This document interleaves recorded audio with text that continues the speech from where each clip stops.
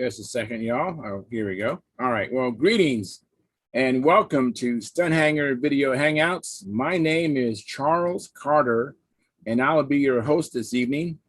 I want to extend to you my gratitude for watching Stunthangar Video Hangouts. Let me mute my mouse here. Anyways, I'm still getting used to this new format. So anyways, I want you to know that if you're watching this as a replay, I do these YouTube live streams every Monday and Friday starting at 6:45 p.m. Pacific Standard Time. So please make a note of this so you can watch or be part of the live stream. Plus, we have an after party following the live stream, which is sometimes better than the live stream. You must be a registered Stunthangar Forum member to find the link to attend the after party. Here at Stunthangar Video Hangouts, we talk about building, flying model airplanes, sport flying, competition flying, and what you've been doing lately. And I expect this evening it's going to be a lot about the Nats. We just had the Nats this week, and so I expect a lot of conversation around the Nats, the USA Control Line Championships in Muncie, Indiana this week. Now, to join our conversation, if you are already a member of Stunthangar Forum, you can find the link if you scroll down to the section called At the Bench, and then underneath that At the Bench, I'm going to have a posting with today's date, and you can go there and you can click on the link and then come into our Zoom meeting, basically. Now, if you're not a member, please register at stunthangar.com/SMF. That's stunthangar.com/S as in sunset, M as in Mike, and F as in Foxtrot. You must place a space between your real first and last name when you register. You must also use a valid email address, or Sparky. The proprietor of Stunthangar will not approve you. Now, if you are inclined to not come in and just enjoy watching this on YouTube, wonderful, fantastic. Please enter your questions or your comments in the chat box. Now, you must have a YouTube account in order to contribute to the chat box as far as during the live stream.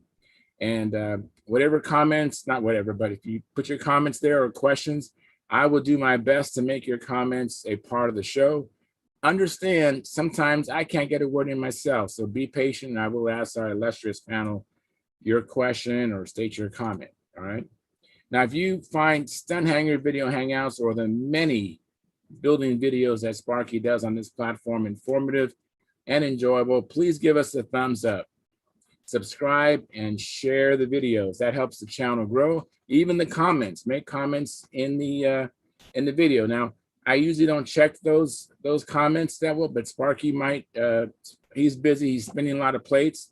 But if you really want to speak to me, you can go to my channel, which is on YouTube. It's called Flying Control Line Stunt. It's all one word, Flying Control Line Stunt. And I will get notifications whenever there's a comment. So just comment on any of my videos, and you can be about something else, and I'll get back to you.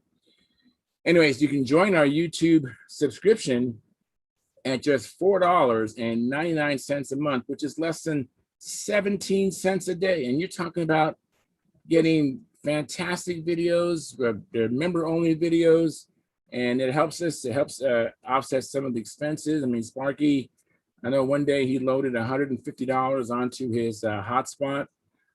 So he's paid for all that broadcasting from Muncie, Indiana up front. So please help him out. Show him some love by donations on the Super Chat, subscribing to the YouTube channel. Please do all that. He's very passionate about this hobby, and he's doing all this for the hobby. So please do that.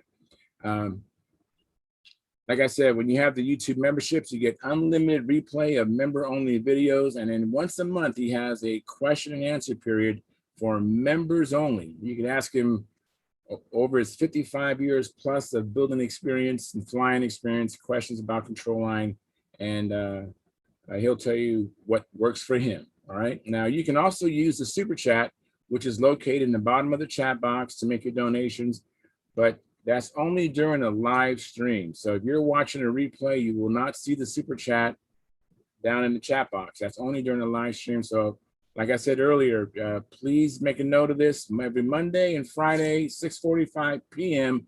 Pacific Standard Time. Come on in, make your donation, and if you want to back out and come back and watch the replay at a more convenient time, well, that's great. But please help support us, this channel. Now also keep the conversations family room friendly. In other words, please don't use words or do things that you wouldn't do around your children or grandchildren. Without any further ado, I'm going to post a link at the Stunthangar forum right now so that we can get some other people in here. Let me get that going here. Let me see here. I have two monitors and the link is posted. So I am excited about this program here and us being able to talk about the Nats or whatever else you've been doing. And let me see what's going on on the YouTube channel. Just give me a second here. Let me move this over so it's a little more convenient. All right, and let me go to see what's going on in our control room. Okay. Just bear with me here while I'm doing this here.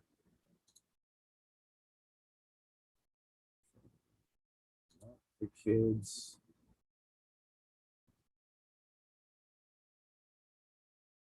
Here we go. All right, so we have 11 concurrent viewers. I see that Dan Winship is in the chat box. It says, "I like your new T-shirt." Yeah, thank you, Dan. This is from when I was at the Nats. I believe it was 2019, and I'm sporting my hat too from that era. I thought tonight was a special night, so I break out the my Nats apparel. And then Jeff Riley says, "Hello, Stunthangar," and hello, Jeff Riley. Thanks for coming in. Right now we have 12 concurrent viewers, 7 likes, 0 chat revenue, 0 new members. It's night still early, but please, if you haven't hit the thumbs up, please do that. That helps the channel grow, and it really helps. So please do all that. Let me close this other screen here and let's see. Okay. All right. I don't need this one anymore. All right. Cool. All right. Got it. All right. So we don't have anybody knocking on the door yet. Let me make sure I have the. Here we go. Hey, Brendan, how you doing? There we are. There we are. Okay, yeah, I had the volume all the way down. How we doing? Doing well. Doing well. I believe I saw you there at the Nats. Were you there? No, I wasn't there. I mean, I saw you on the broadcast. Okay. Yeah, we were there. Yeah, the beginner event on the kind of before the show, and we had to fly. But man, as everybody's been saying, it's so windy that this wasn't any good stuff we had. My son wanted to fly his bi-slob a lot, and even for that, you know, I don't know, when you're dealing with mile-an-hour winds and stuff, and a kid who's just kind of on that, it's not going to get that up in the air. I tell you, the wind definitely separates the boys from the men. I mean, I was so impressed with. I saw a little of the top 5 that Sparky live streamed, and watching those guys, you know, fly a rule book stunt pattern in that kind of wind, it's amazing. And I was there in 2019, and I remember going out there in the evening, Thursday evening, a couple of years ago, and I thought it was too windy to fly, but I saw Orestes Hernandez, I think Chris Cox, Richard Oliver, Joe Gilbert, Joe Daly, Chris Rudd. They're out there flying. There we go. I was like, oh my God. You know, it's like, so out here in Escondido, where it does get a little windy, I mean, we have wind advisories, but I'm convinced it's never too windy to fly out here. I just have to be man enough to go out there and fly. You know? Yeah, we the first day there was a Saturday. I mean, the wind was just consistent, and then Mike Long pointed out to us. He's like, "Hey, I think that's Walker down there." Didn't go see him, but you from where we were at. And I mean, he was out just handling the wind thing. And, you know, it did convince me, okay, I guess you can fly this. Yeah, like you said, if you're man enough. And if it's what I call runway air, in other words, the air is not buffeted against trees and it's really clean air, you can fly in it, because especially when it's all one direction, even if it's a wall of wind, you can fly because the wind just pushes the plane away from you, and it will speed it up. And some planes, some engines, you know, like the electrics, I don't think whip up like the IC motors do. But then there's some IC motors that don't whip up. My Stalker 81 really does not whip up in the wind. And I imagine there's some configurations other than that, other than mine, that doesn't whip up.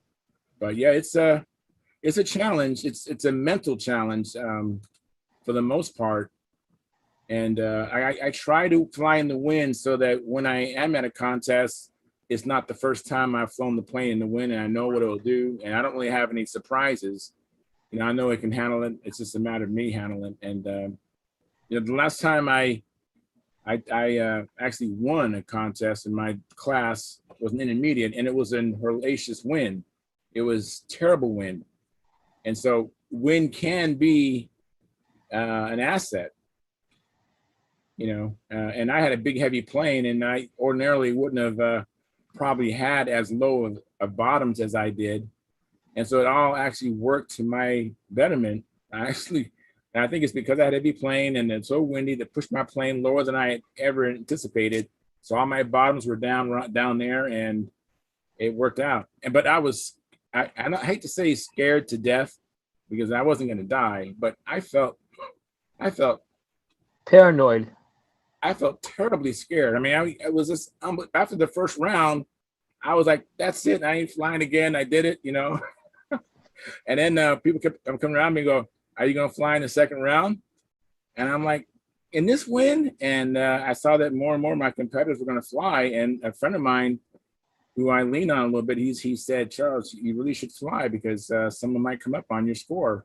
It might not prevail. So I flew in the second round. And again, when I drove back home, it was like a 6-hour drive. The whole time, the victory to me was that I flew in the wind, overcame my fear.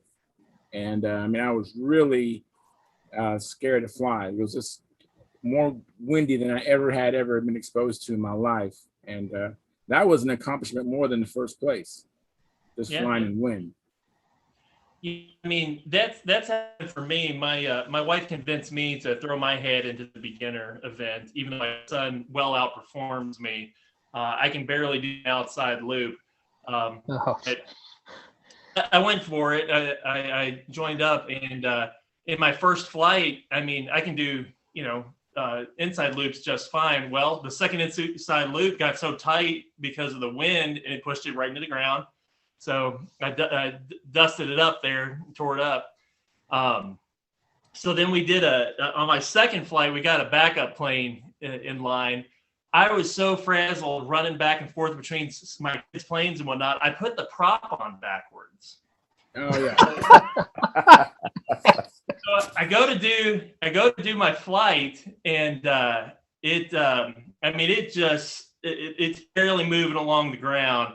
And then it picks up, it like levitates off the ground. It wasn't even like moving forward because of how windy it was. I mean, it almost just like picked straight up, and then it got going. But I'll tell you what, I was doing at least 6-second laps. It may have been longer than that. And it was as slow as could be going around fighting that wind. But I'll tell you what, I did my best squares ever. Couldn't really do other stuff. The wind was just out of control, but I did try 2 squares, and I was kind of backing up the whole time I was doing it to give it some extra tension on it. But it was fun. I learned to fly in the wind a little bit. I learned something new. I felt something different, and I don't know. It was a learning experience. And like you said, I didn't fall anywhere high up the chart by any means of all the competitors, but it's definitely a memory and was fun. Cool. That is awesome. Hey, that's nice. Brian, and hey, Tom and John and Gary. Hey. Glad you guys came in. And then on the internet, we have Mike Lonke. He says, got home 2 hours ago from the Nats. Just finished unloading the truck. We'll join in a little bit. But I did not like the wind at the Nats, and LOL. And then Jack Snavely says, hello all around the world. Good day to you all. And then Jeff Riley says hi to Jack. So I was watching the Nats that the Sparky was putting it out, and he was brutality. I mean, just rough. But watching Orestic flying in that those conditions, as if it's nothing happening, I was like, I mean, good God, those. I mean, they're good guys, but they are just really good guys. Those are really, really good. I mean, they are those guys, Paul Walker, and the guys in the top 5 Nats in the top 5 video I saw. Very impressive. And you know what, Willie, what I was really keen on, it was the landing, you know, because, you know, you can fly in the wind, but when you're having to dead stick it and land in the wind, I was really curious, and I was really focused on watching them get that plane down in one piece, you know, and do a good landing too. yeah. I thought that was very impressive. What I've seen, like the norm over there, was that they a lot of them got caught by the downwind portion.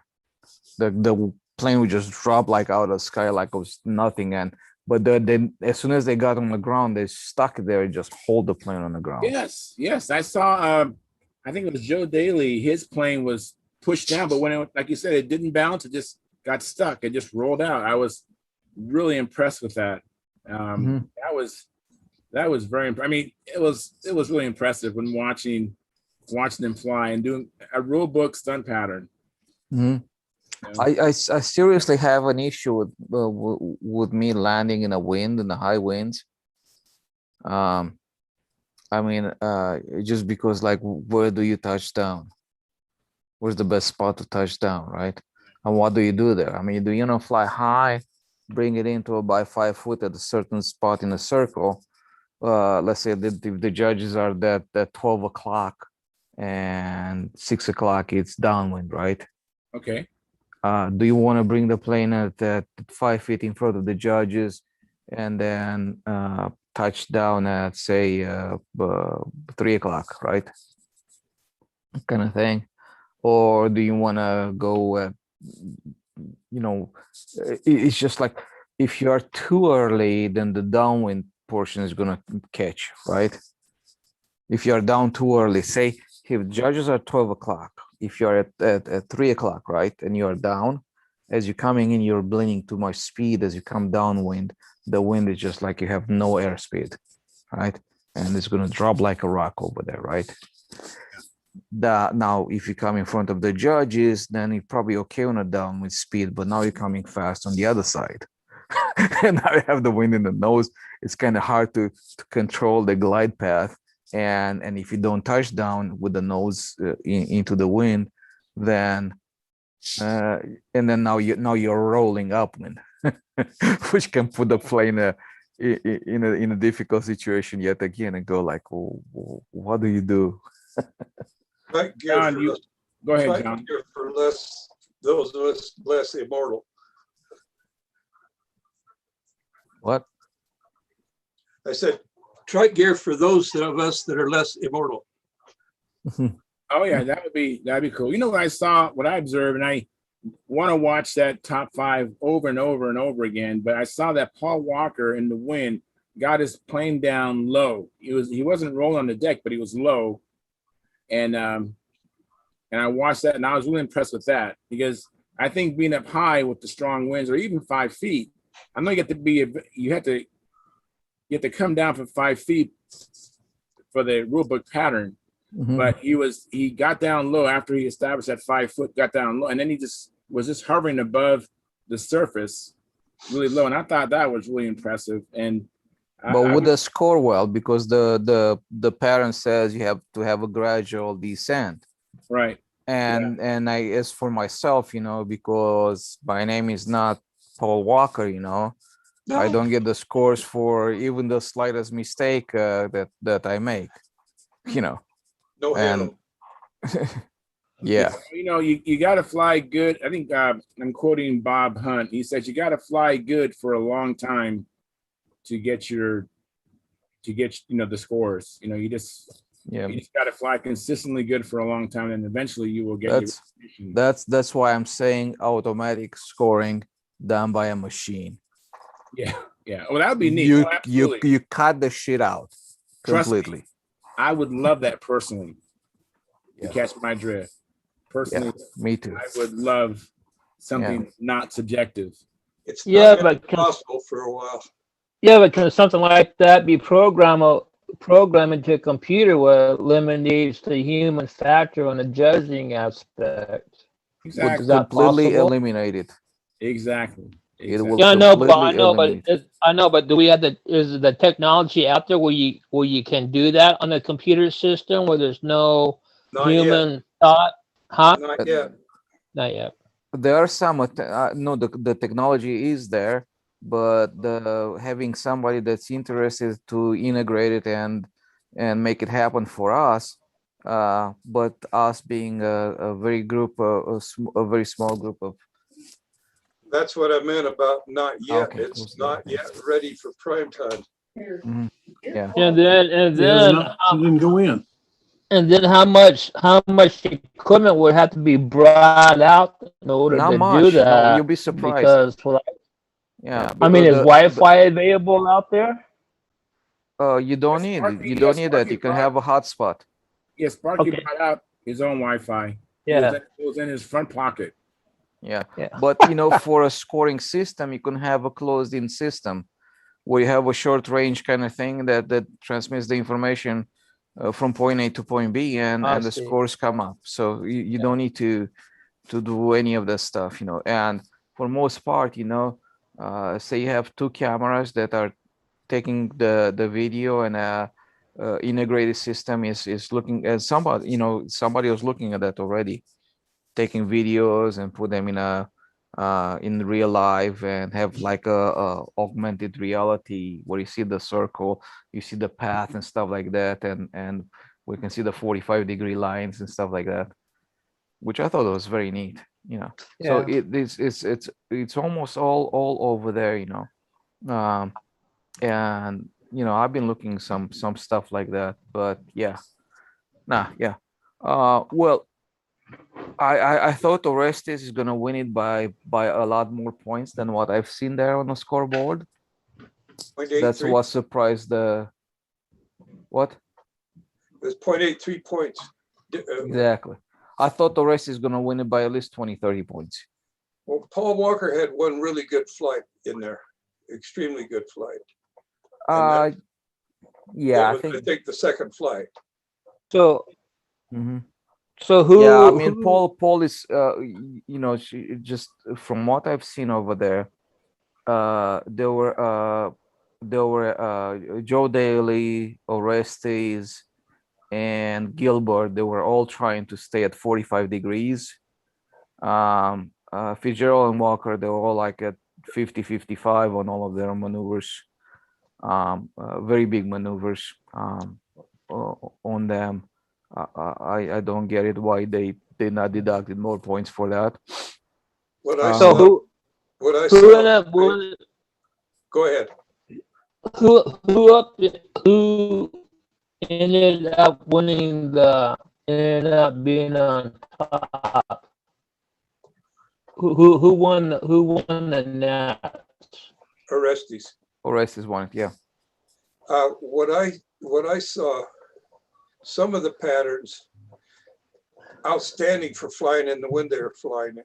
Oh yeah, no doubt about it. No question about it. But if it had been a 7 to 10 mile an hour day, they would have suffered a lot, and some of them would have suffered a lot in some maneuvers, because they were, as you said, some were too high.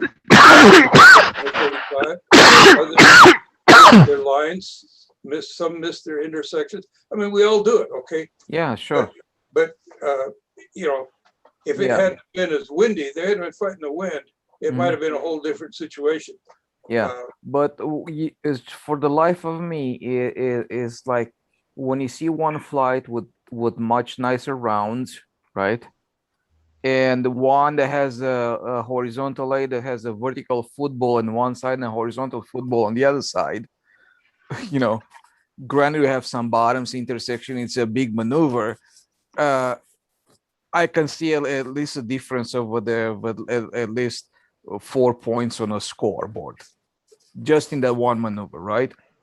When you see a person that does a wing over, they're just downright banging, perfect, with sharp, hard corners and stuff like that, and another one with babyish corners, I mean, which one is more valuable? You see another 2-3 points over there, and when you think uh, I know I fly super hard corners and stuff like that. It's very, very difficult to do that.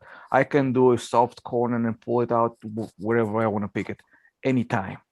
But if you try to do a hard corner and nail it and bang it spot on, that is extremely difficult. I mean, the level of difficulty is exponential at that point. Absolutely. You can. I mean, if you do a hard corner, you have a higher likelihood of blowing it. Or if you do a smooth corner, you're not going to blow it.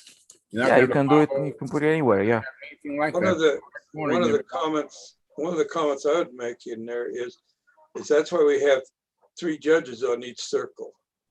Is because we you have one judge might judge a little higher, the other, so it averages it out. Mhm. Having one computer, and with things as they are in the computer world, if you get access to the program, you can make it do anything you want. No, that is not true. I However, think it is. having a system like that and possessing the system at your own house, at your own field when you go fly, then you know exactly what you're practicing, you know exactly what you need to improve, you know exactly what to do. When you go to the nets, you have the exact same standards. It's identical. It's uniform, and there's no question about it. Hacking the system, I mean, come on. You don't think it can be done? It can be done, yeah, of course it can be done, hacking the system. But Do you think it come might on, be done by somebody at some time? I mean, who's gonna do it? Somebody really wants to win, or wants somebody else not to win. Then you can make it a closed system in which you have the computer, and the only thing that the scorekeeper are doing, they're looking at the computer screen and taking the numbers off of there, put them on a board. That's it. What I'd There's be no really more no interested- transfer of data between the computer and anything else. As long as it's a closed system. Yeah, One of Guys, the no as long things- as it's Wi-Fi. closed, The as computer long will as it's a have, closed system, just Wi-Fi, no, Yeah. I mean, no Wi-Fi, not over the internet. no just a closed internet. system, short yeah, range close. system. Yep. No Then all you'd have Wi-Fi. to do is, Yeah, with no have- Wi-Fi and no internet connection on the computer. yeah, that's right. And Closed all you system. got to do is you could have somebody, you got monitors everywhere. You got these little handheld monitors now. Mhm. You can Yeah. walk around and see if there's signals coming from somewhere other than Now, if you where really they're worry about, supposed to be, and track them down. I mean, just walk up to them, because it'd have to be short range. Mhm. It would have to be. There'd have to be somebody. I mean, if there's a van sitting there on the field and nobody pulled an airplane out of it, and it's, you got crazy signals coming from someplace, walk around with this little monitor and check it. you It's cannot easy. hack into a computer that's not on the internet and it doesn't have Wi-Fi. No, You cannot. Agree with you it there. has to have radio signal to be hacked. Yeah. Agree with You you guys there. let John in for a second. Go ahead, John. One of the things that I would like to see if we went to that type of a computer generated judging system, what I'd like to see is one being judged, 3 cameras or two or three cameras, that one straight downwind, or at 180 degrees, was it 180 degrees to the pattern being flown, and the other at 90 degrees to it. So you can pick up your 45s and your verticals, things like that. That I think would be an increase in finding the best patterns that are being flown on that day. It's all a matter of accurately placing the plane on a circle. Exactly. But you can, having that 90 degrees, so you can see the 45 degree, the 90 degree, the heights of the law, is something that they've thought about often, about trying to institute in their computers. You could do it with 2 cameras. Mhm. And it would bring a new amount of exactness to the pattern being flown. Yep. That I'd be in favor of, but until we get the solution, computer solution better, I'm not that much in favor personally of computer solution. I like the three judges. I like the three different rounds that are being flown. So you get a pretty much average idea of what the abilities of each flyer is. Yeah. Well, how would you get a camera to track the airplane? You don't. You do like they do right now. Step far back, enough far back that you can see the top and where the below the or where the plane's going to land. The altitude, 0 altitude. Look at video tracing into the from Alberto Solara. Yeah, and he's got a video tracing thing that where he actually you can put like on a background, you can put like 3 targets that are at 45 degrees outside the circle, right? You do your flying over there, and after that, when you take the video, you can put a point or a dot on those 3 targets. It's going to draw the circle, you know, it's going to draw the 45-degree line, and it's going to show you the trace of the plane for each maneuver. But what happens, Tran, when you got a day where the wind, you got a lot of thermals and the wind is switching 90, 180 degrees in a single flight? Yeah, you shouldn't care about the system. The Well, wait, system shouldn't care what about about it. three targets? They're on the downwind Okay. portion. Then probably I mean I guess in those cases you would probably want to have like an exception, whatever, you know. But you know, if you place the cameras 33 degrees apart, you know, I third mean, of the you mean circle 60 degrees degree. Yeah, 60 degrees, 66 and it's 2 anyway. Put them a third of the way apart. Then the master computer would have to switch between cameras or even compare 2 cameras, but they've already shown that can be done. It can all be done with 3 cameras. Yeah, you place them my bet 120 degrees. Yeah, I was just thinking that don't add up. It is 120 because it's 360. I'm an idiot sometimes. But, don't worry about it. You still got me fooled. I was still thinking. Anyway, never mind. Let me interrupt you guys for a minute. The chat box, we have Jeff Riley says, "Hey Phil, did you bring enough for the whole class? I think you finished all the." I just finished. No, that's a Costco, brother. That's all I can tell you. And Mark says, but you need to get on and talk to you. Go ahead. I'm sorry. But Mark Lumen goes on to say, "So who has some show and tell? Watching only tonight. He's not going to come in." Okay, Mark. Well, thanks for watching. And then Jeff Riley says, "Hi, Mark." And then Mark says, "Hey, man." And then Mark goes on to say, "Just steal some alien tech, excuse me. No problem." Yeah, I guess regarding the filming. Now, I really would like to hear from Tom because this is Tom's second Nats. He was there on site. So was Brendan. So I'm also interested in your comments too, Brendan. You guys were there, and we was just watching from our computers. Yeah, so it's been about 40 years since I've been to the Nats. I've only been twice, and this is my second time. First of all, I'd like to thank Mike and Sam Lunke, because if it wasn't for them, I wouldn't have been able to go this year. They gave up a bed in their hotel room for me to stay, so I really appreciate them. I left Monday morning, early Monday morning, to drive out there. Total round trip was almost 1,500 miles for me. Wow. And so that's a trip. It was that's halfway for me. Took 12 hours. Yeah. Took 12 hours to get there, and so I got there Monday evening and stayed overnight with Mike and Sam, like I said. So yeah, I was there Tuesday, Wednesday, and Thursday, and then it got cut short, of course, because of weather. So I left Thursday afternoon, and then I got home last night at 1:30 a.m. So wow.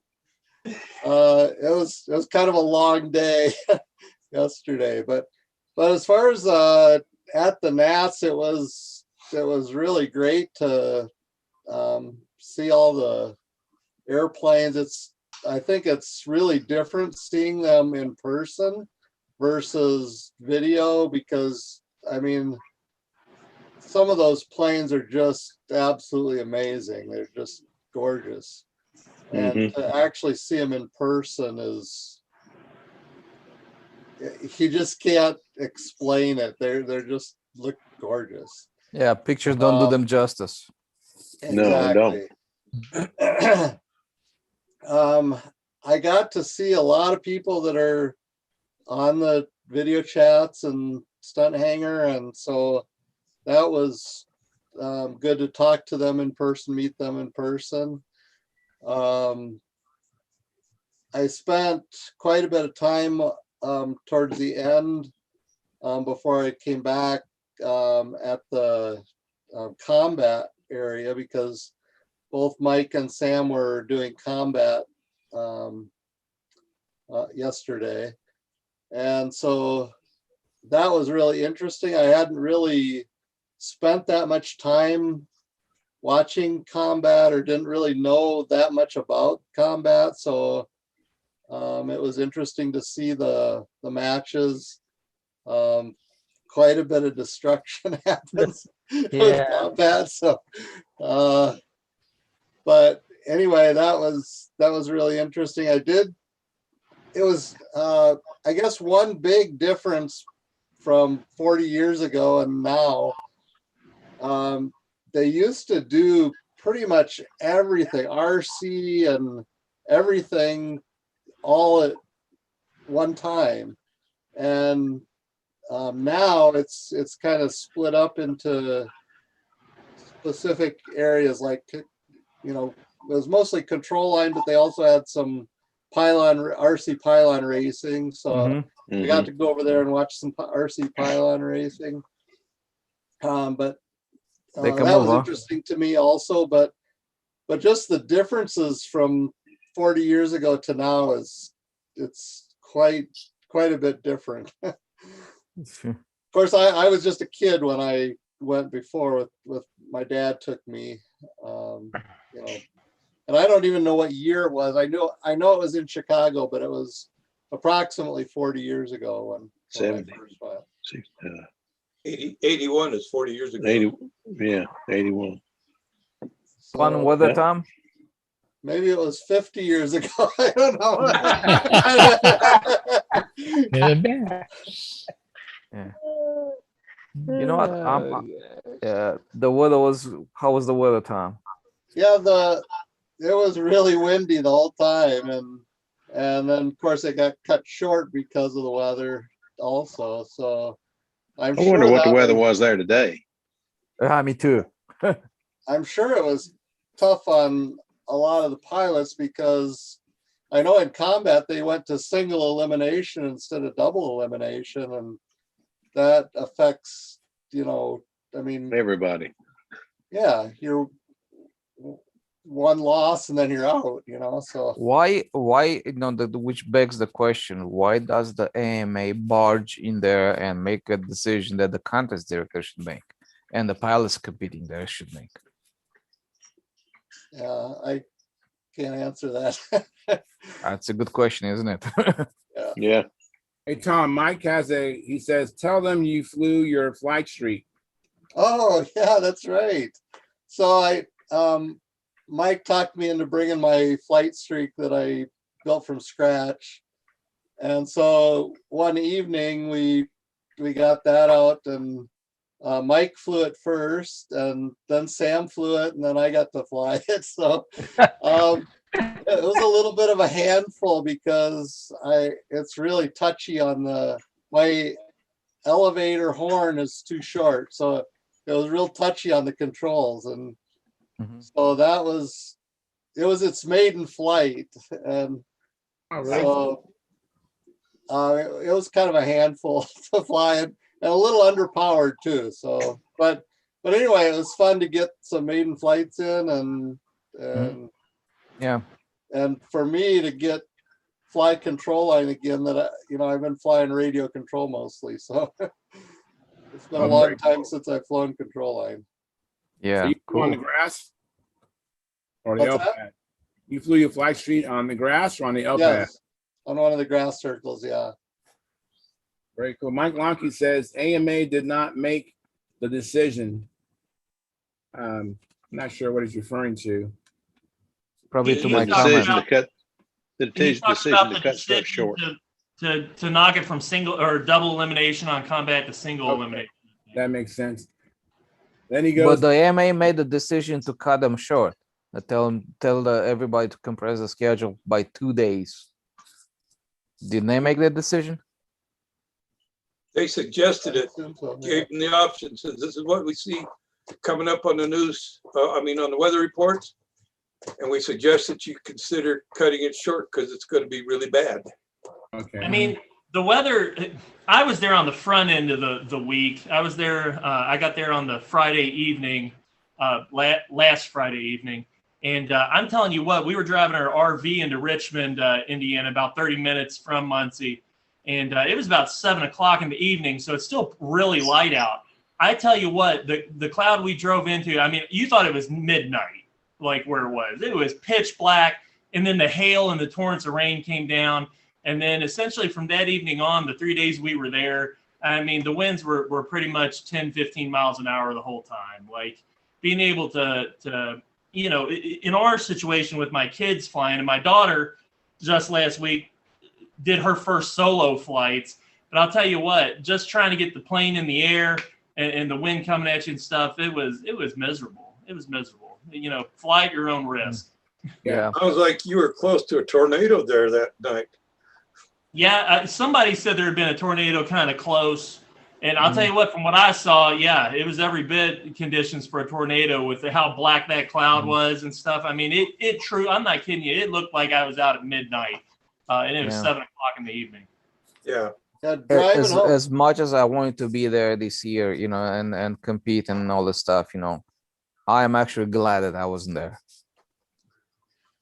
Driving home last night, I soon after I left Indianapolis, I went through Indianapolis because it's freeway, and then so I kind of went south a little bit and then back north. But in northern Indiana, it started raining like crazy, and it was Indiana, Illinois, and most of Wisconsin. It was raining, and so I drove through rain almost the entire trip home. Wow. You guys, let me interrupt and catch up on the chat box. Let me see, where am I at? So Banshee 15 says, rain and windy today. I checked the weather underground. And Mike Lonke says, the site was open and Pylon flew their events today. And Mike Rigel says, I got here late, had to wash up the supper dishes. And then Mike Lonke said, no. I don't know what that was regarding. And then Mike Lonke goes on to say, not AMA cutting it short. And then Mike Lonke says, a suggestion. I think that's what John was saying. It was just a suggestion. Okay. And Mike Lonke goes on to say, again, Pylon flew today. It was flyable when we left this afternoon. Then Mike Miguel says there were some amazing flights considering the wind. And that's what I was saying earlier. And one of the techniques that I saw was Joe Gilbert. Now, I haven't watched all the videos, so there probably was some other techniques, but I really enjoyed watching Joe Gilbert when he was walking toward the loops to slow the plane down. Yeah, I was stepping into it. Yeah. Yeah. And then, of course, once he finished, then he stepped back. So he was walking back and forth to control the speed. And I thought that was a very nice touch, a really unique technique. Did you see how slow Joe was flying anyway? He was flying slower than anybody. Yeah. I didn't know that. Sparky commented on that. It was like everybody else was flying 5.2 laps and 5.4 laps. He flew a 5.7 lap and said it was comfortable. I said, my word, I can't believe that. I mean, you can't tell on a telephone how fast they're going. That's what I watched on. But Sparky said he flew a 5, if I heard it right, a 5.7 lap. And I mean, that's loping with no wind. Wow. And that wind, that's amazing. He must have that Bud Ugly, as Sparky calls it, really overpowered. Yeah, he was like, but it looked like he was charging. The motor was charging very hard sometimes. That's what I heard, but that's not what Sparky said. So I'm confused. I'll have to call Joe and find out what. I was really watching happened. the video. That's why I'm saying that. Oh, okay. Well, anyway, I was looking at it on telephone, and it looked like a normal speed lap for everybody else. But the way Sparky was talking, he was flying really, really slow, and then he walked into his loops, which I know that trick. But Joe is an incredible flyer. So those guys must have. The 5 that won that did well did really well because that wind was horrible. Or it looked horrible. Yeah, it looks like tomorrow's weather was going to be really bad too. Yeah. I mean, they just calling like 19 miles per hour winds and stuff like that early in the morning. Yeah, I want to go, but considering how the weather turned out, somebody had already told me Muncie, Indiana in June, you don't want to be there. And every year that I've heard the Nats, this is the second year I've heard of the Nats being there in June. And every year, from what I've looked up in my notes, it's always windy in June in Muncie.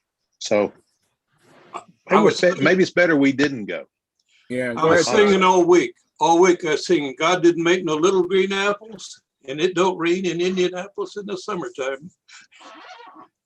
I'm telling you what, that's when I saw the appearance judges and how hard the guys were having to hold their airplanes and the way they were holding their airplane. I mean, their arms went wing up through here and fuselage back here and holding it like this. And sometimes 2 guys trying to hold airplanes down, some of the bigger ones. I said, man, I'm glad I ain't that, but I sure hope Mike and them aren't trying to do this outside, and they did. Yeah. It's that being said, I did fly at the Nats, and it was blowing about 15 miles per hour at one of the Nats. And I was flying about 5.4, 5.5 second lap time, but it was comfortable. It was comfortable. 15 I can handle. When it hits 25, I'm ready to when put it back gets the car. 20, 25, nah. Yeah, it's just too much. Yeah. I agree with you. But the best wind flyer I ever saw. I was out there flying, and I can't remember the guy's name, but it was one of the old timers. It wasn't Bob Palmer, but it was somebody from that vintage. And when the motor quit, he wasn't through with his cloverleaf, and he got through the cloverleaf and whipped that sucker 2 laps. It wasn't beautiful, but he got his 2 laps. So some of those guys can really do it, but I don't know. I can't do that. I run out of power. I just land. I've torn up too much stuff trying to fly, wind flight and stuff. Gordon Delaney's another that can wind fly. I mean, he can do the darn cloverleaf in the wind. So another thing, like let's talk about the wind flying, right? What I've noticed that they some choices for biasing the maneuvers, right? And I was like, I was even questioning it, you know. And you can definitely see it when they put their winds downwind. I mean, their maneuvers directly downwind, especially the squares and stuff like that. You can see them charging and whipping up and speeding up and giving them a hard time, right?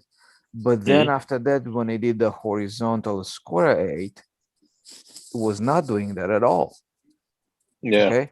It was much more manageable. Which begs the question, which way do you bias it?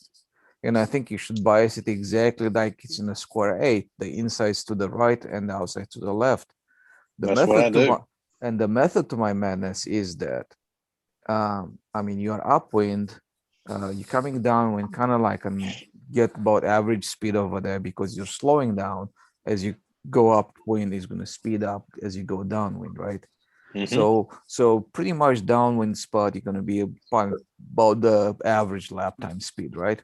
But now as you climb into the maneuver going straight up, right? I mean, it's a nice line tension because the wind is helping you, right? But now as you come this way, carving into the wind is going to slow you down, which is that's what you want. You do want that. You should welcome that slow down. because you're slow, as you come down, is not going to be, comfortable, right? Mhm. The slower you fly, the easier it's to turn. So then you make your turn, and now you go back downwind and you repeat it, right? For the outside square, the same thing applies, only opposite, right? Mhm. As you come at 45 degrees, maybe you want to do a little bit, um, uh, I don't know, maybe go like Paul Walker did, go late on it, go straight up, and then start your maneuver, right? Mhm. And I think that's a cool trick. I like that part of it, right? It's just because it doesn't tell you how to enter the maneuver, right? So he just stayed horizontally, went straight up, and just went into the maneuver, which Mhm. kind of the same thing applies, because you're climbing up, you're coming into the wind, it slows you down, right? Mhm. So now you can go down and get your pull out without worrying too much about it. So yeah. And as of for the triangle, I don't think I would just put it right straight downwind, but I put this would be the lower left corner of the triangle into the downwind position, Mhm. if it makes I sense. agree with that. So you go straight downwind, and that's where you start your triangle. Because as you're climbing into the wind, it slows you down. As you're diving, even though it wants to speed up, you're still trying to plow into the wind, right? Yeah. So they might slow you Yeah. down a little bit, or just at least control that whipping maneuver. And as you go Mhm. pull out and come this way, it just kind of helps you to. I don't know. I think it takes some practice and just more Oh, experimentation. it takes a lot of practice. Yeah. But I As was and the I same know thing when is goes for the horizontal eights too. This is the same thing. Sorry Mhm. about that. For the That's all right. horizontal eight, because it seems like when they did the horizontal eight maneuvers, and they did the plane was kind of comfortable, but and as they put them straight downwind, they would whip up and they would just get Mhm. faster and faster and faster. Joe Gilbert, I think he needed another person to hold on him as he holds him to the Yeah. plane too, because it's pulling so hard over there. But I'm thinking it's like if you do that as you climbing, you're slowing down, right? And you're straight Mhm. downwind when you're vertical, and you come in here, you go into the wind, it slows you down even more, and maybe a little bit of more slowdown over here is going to whip you down on the bottom side, right? But not Yeah. so much. Some people bias it opposite, just they flip up the horizontal eight because they want to come into the wind, and it just slows it down on the bottom. Mhm. That what you're explaining would be much better if you could draw it on a piece of paper, because when you're like a mirror image, and it's just confusing. Oh, John, what was you Yeah. gonna say, John? Well, I was going to say, what I don't disagree with what Trent's saying. It's just I'd have to practice it, because for years I've always flown where I would come. Imagine this arm is backwards. I would always go past direct downwind, as most people do, before I'd start my first round maneuver, and do it. So I'm coming into the wind going up, Mhm. and I'm coming back down. It stops the wind up, and going the other way, going past and to the right hand side. This is the right hand side. Mhm. Going to the right hand side, doing the Mhm. same thing. So I you could bias see it where opposite of what you have in a horizontal eight, right? right, and so I can see where you're coming from, Tran, but I'm not sure. There's a reason why. I mean, the guy who taught me that was Big Art, Mhm. and I think if there'd have been an advantage to going that way, I mean, there might be, and he may never considered it. For what you are saying is like, think about the horizontal eight, which have the inside loop on the right and Yep. outside loop on the left. We said bias it the opposite, where the outside loop it's on the right and the inside loop it's on the left. And the logic to that is that as you hit the bottom, the plane plows through the wind, it slows it down. Here's the brakes on the very bottom of the maneuver. And on the top, you don't really care a whole lot about it. No, because it's the coming out the bottom stops that whip up. That's where you're getting to get the whip up. Yeah. Is if you're You straight have down, a whip you're up and running. then it goes like Yeah, that's where slow the right there on premise the is. bottom. So it's That's one of the- comfortable. Yeah, that's one of the premises of wind flying, is using that wind, the power of the wind to get your speed up for various maneuvers you're doing. Yeah. And so I'd have to play with it. I'm not totally against the idea. It's just that I've done it so long for so many times, the way Art taught me that, and Gordon and a bunch of other people, that I'd have to try it. Yeah. You know, as far as the whip up, what I did, and it was because of Marshall Palmer. He was pitting for me at a contest, and he told me, Charles, because I was going to speed the motor up because it's windy. He goes, no, Charles, slow it down a couple clicks. So I slowed my engine down a couple clicks, so it didn't have a chance to whip up because the motor was just staying in a 4-stroke, and the wind's pushing the plane anyways. But at least I didn't have the added inertia from the motor. You know, so that's one technique, is to richen your motor up. Especially if you have a powerful motor like I do in the Stalker 81. I just richened it up and then didn't whip up at all. Well, Charles, you and I both. I'm sorry. Go ahead, John. Okay, I'll be real quick.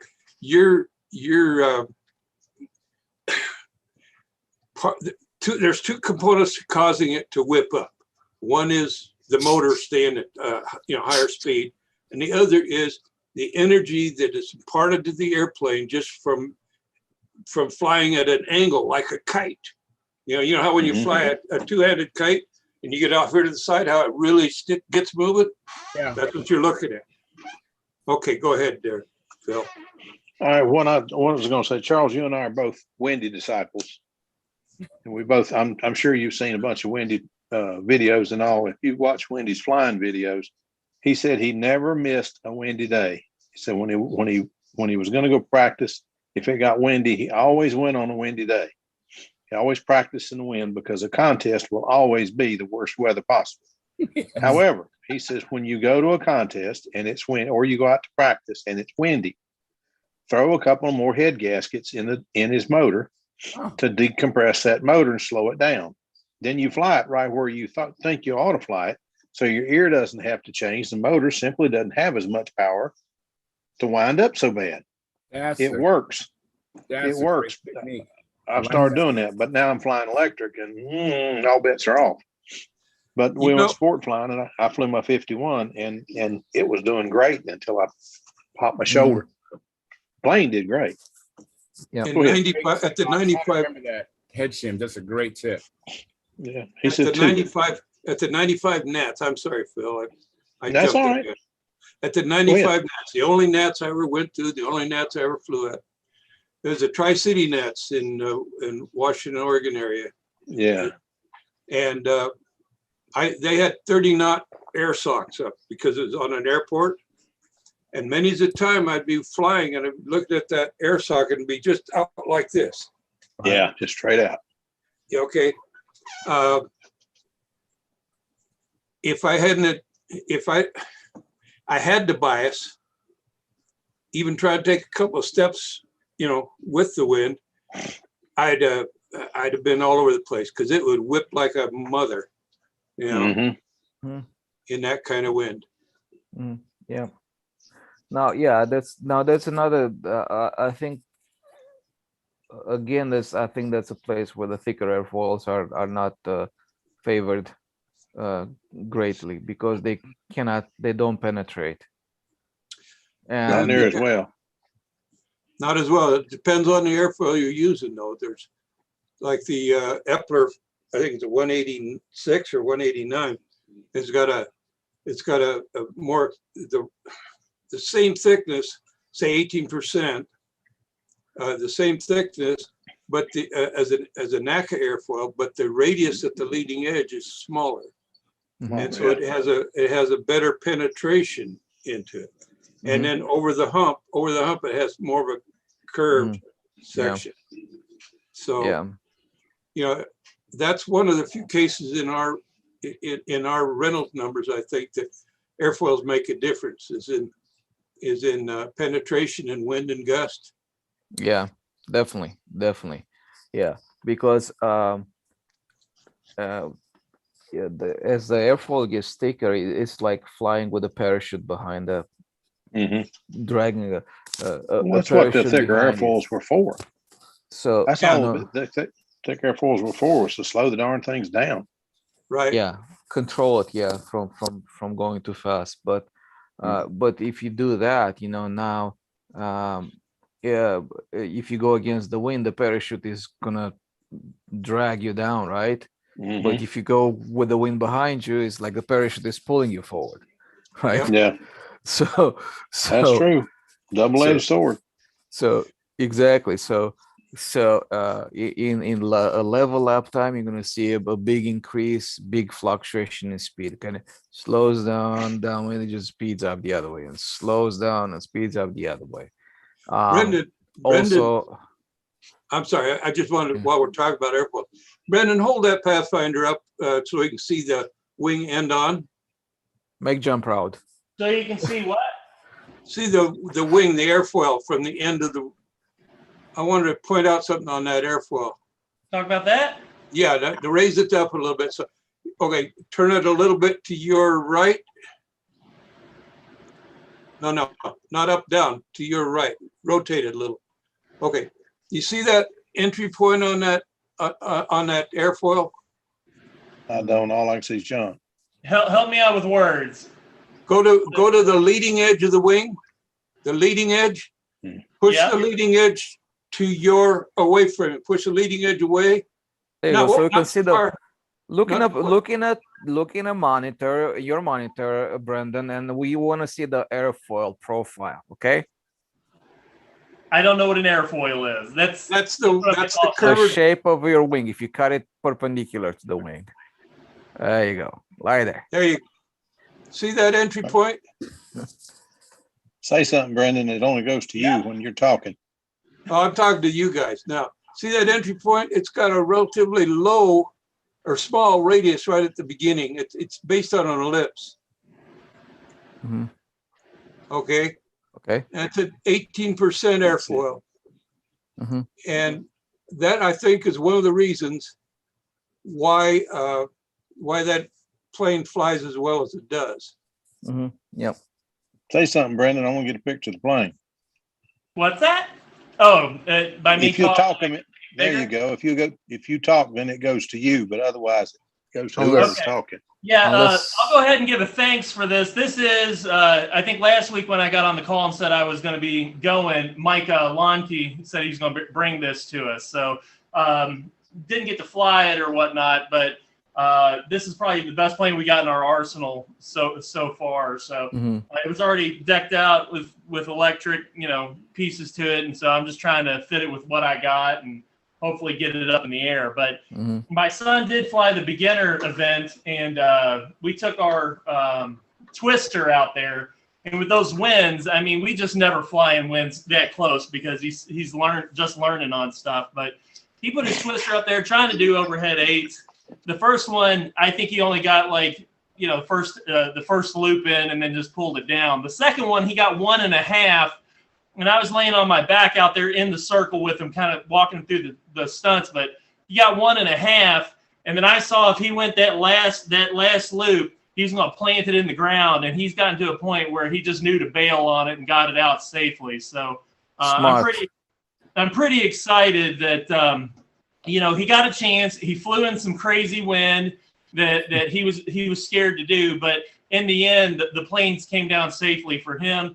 My daughter flew just two quick flights, and she was safe. But me, I put my first one into the ground. So the kids made it. I did not. Well, I think you enjoy and that. from the placing in a beginner I think they kind of handed someone his ass to him. Yeah. See, Sparky's here. That's funny. Hey, Sparky. Brandon, I love it. I love the fact that you are getting better planes in the air, and the fact that you're going electric, I think is going to be a huge benefit for you because you're going to get consistency. Sure. Y'all want to see a couple of the planes that the kids picked out from the prize table? You want to see Yeah. those? Oh, yeah. Yeah, definitely. Absolutely. That's an incentive for those who are in the audience. When you go to the Nats as a beginner, Man, you're coming back with winner gets to go through the table or the field and pick swag. and pick planes out. Then the second place gets a chance to go out there and pick, and third place. And there's a lot of stuff given away at the Nats to encourage beginners. So, wow. oh, that's nice. So the first one we picked out, my son, because he won. Actually, I'll show that first. My son and daughter were the only kids, and so there's a big trophy for the adult winner and the child winner. But on the junior senior side, this is the trophy that comes with that. I think y'all can see it. Yeah, that is nice. Yeah, it's fantastic, and it's got all the nameplates of previous winners on there. Oh, that is neat. Don't know if you can see that name. Oh yeah, Sam Lonke. Sam Lonke. Also know Samantha Hines is on there, but so Nice. So we got the big trophy that comes home with us.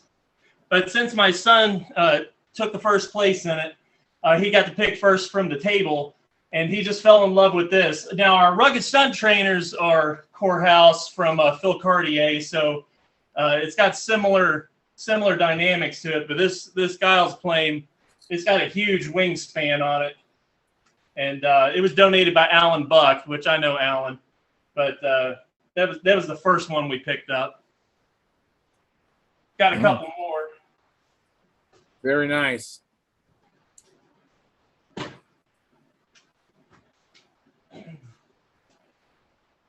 Let's see.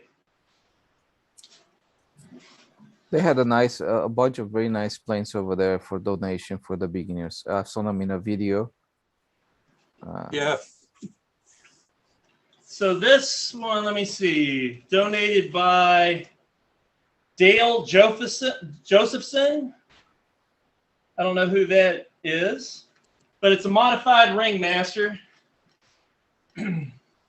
And can anybody guess why my daughter picked this? The dots. Bad. It's purple. So there were some other things we were kind of like saying, hey, you might want to try this or try that. She saw purple and she couldn't be talked off of it. It just hit. But I like a geodesic wing on it. Cool. What's that? A geodesic wing construction on the ribs. That's nice. Are the ribs straight or at angles? They're angled up. Yeah, That's geodesic. He also threw in a set of lines and a handle. Nice. Oh man, Nice to throw that in. Well, that's awesome. Is it an FP? I'm sorry, what's that? Is it an OSFP? FP. The motor. Oh, it's a LA25. Oh, LA25. Okay, cool. Good motor. Nice. All right, let me grab another. Wow. Oh, they got another one. See, Carl, you got to go to the Nats with me some year. You get some free stuff. Worst case scenario. Yeah, You break your plane, you get that's, another one anyway. So who cares? Yeah, but the other thing is, like on Wild Hogs, I'm afraid to ask my wife. Whoa, look at this. Two more don't. planes. I've actually got a lot more. We may have picked up like 6 or 7 planes. Most of the guys, when they got to go to the prize table, they wanted the kits, but my kids saw built planes, and actually with me, I saw built planes, and my building level isn't great yet. So I like the idea that stuff was together and that I could just slap a motor and go. Now, I have no clue what this is. Phil, tell him. What is it? Phil, your speaker's up. Your microphone's up. That is a Hal DeBolt stunt wagon. Wow. What is it? Stunt wagon. It's a stunt wagon. Okay, it was donated by George Waters. I don't know who he is, but That is probably the hardest plane to land properly you will ever fly. but if you master landing that one, you can land anything. A stunt wagon.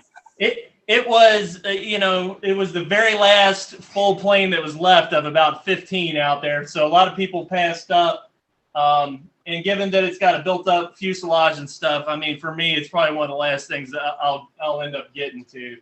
But Well, that's the one I would have done first because I love that plane. yeah, well, like Yeah. I said, it was the last one on the table. So Those are great planes. so Tom Looper won the Nats for that. you said a stunt wagon. I'll write that on the Yes, card. So I Stunt know- Wagon 60, Hal DeBolt, 1949. It was actually 47. Old time legal. Sure is. I won a bunch of contests with that. Tom Looper's won the Nats with it. All right, George Waters gave that one. My understanding is that is a modified Magician, Oh, That's a wow. Magician 35. Yeah.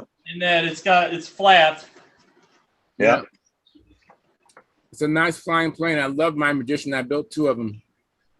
Yeah, no, this was the one that I had my eye on because again, it's a profile, and given my building level, I can just slap a motor and go.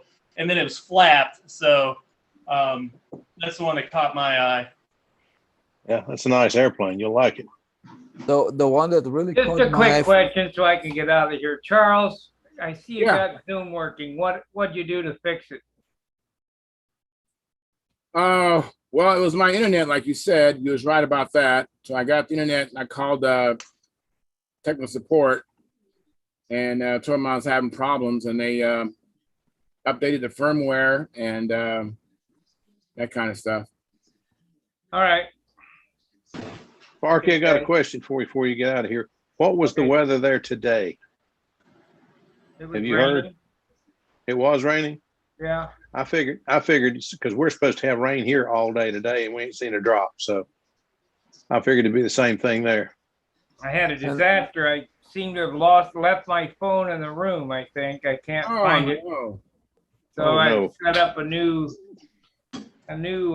streaming thing. I'm getting ready for Saturday at John's, so we gotta have something. Well, call the hotel and see if they'll. I mean, it's a 1 in a million chance. Call the hotel and somebody might actually return it to you. Yeah, it don't matter. It's a phone I hate anyway. It's an LG. It sure had good pictures. Yeah, well, I'm hoping that this tablet will do a little better. Well, if it's tablet, probably will.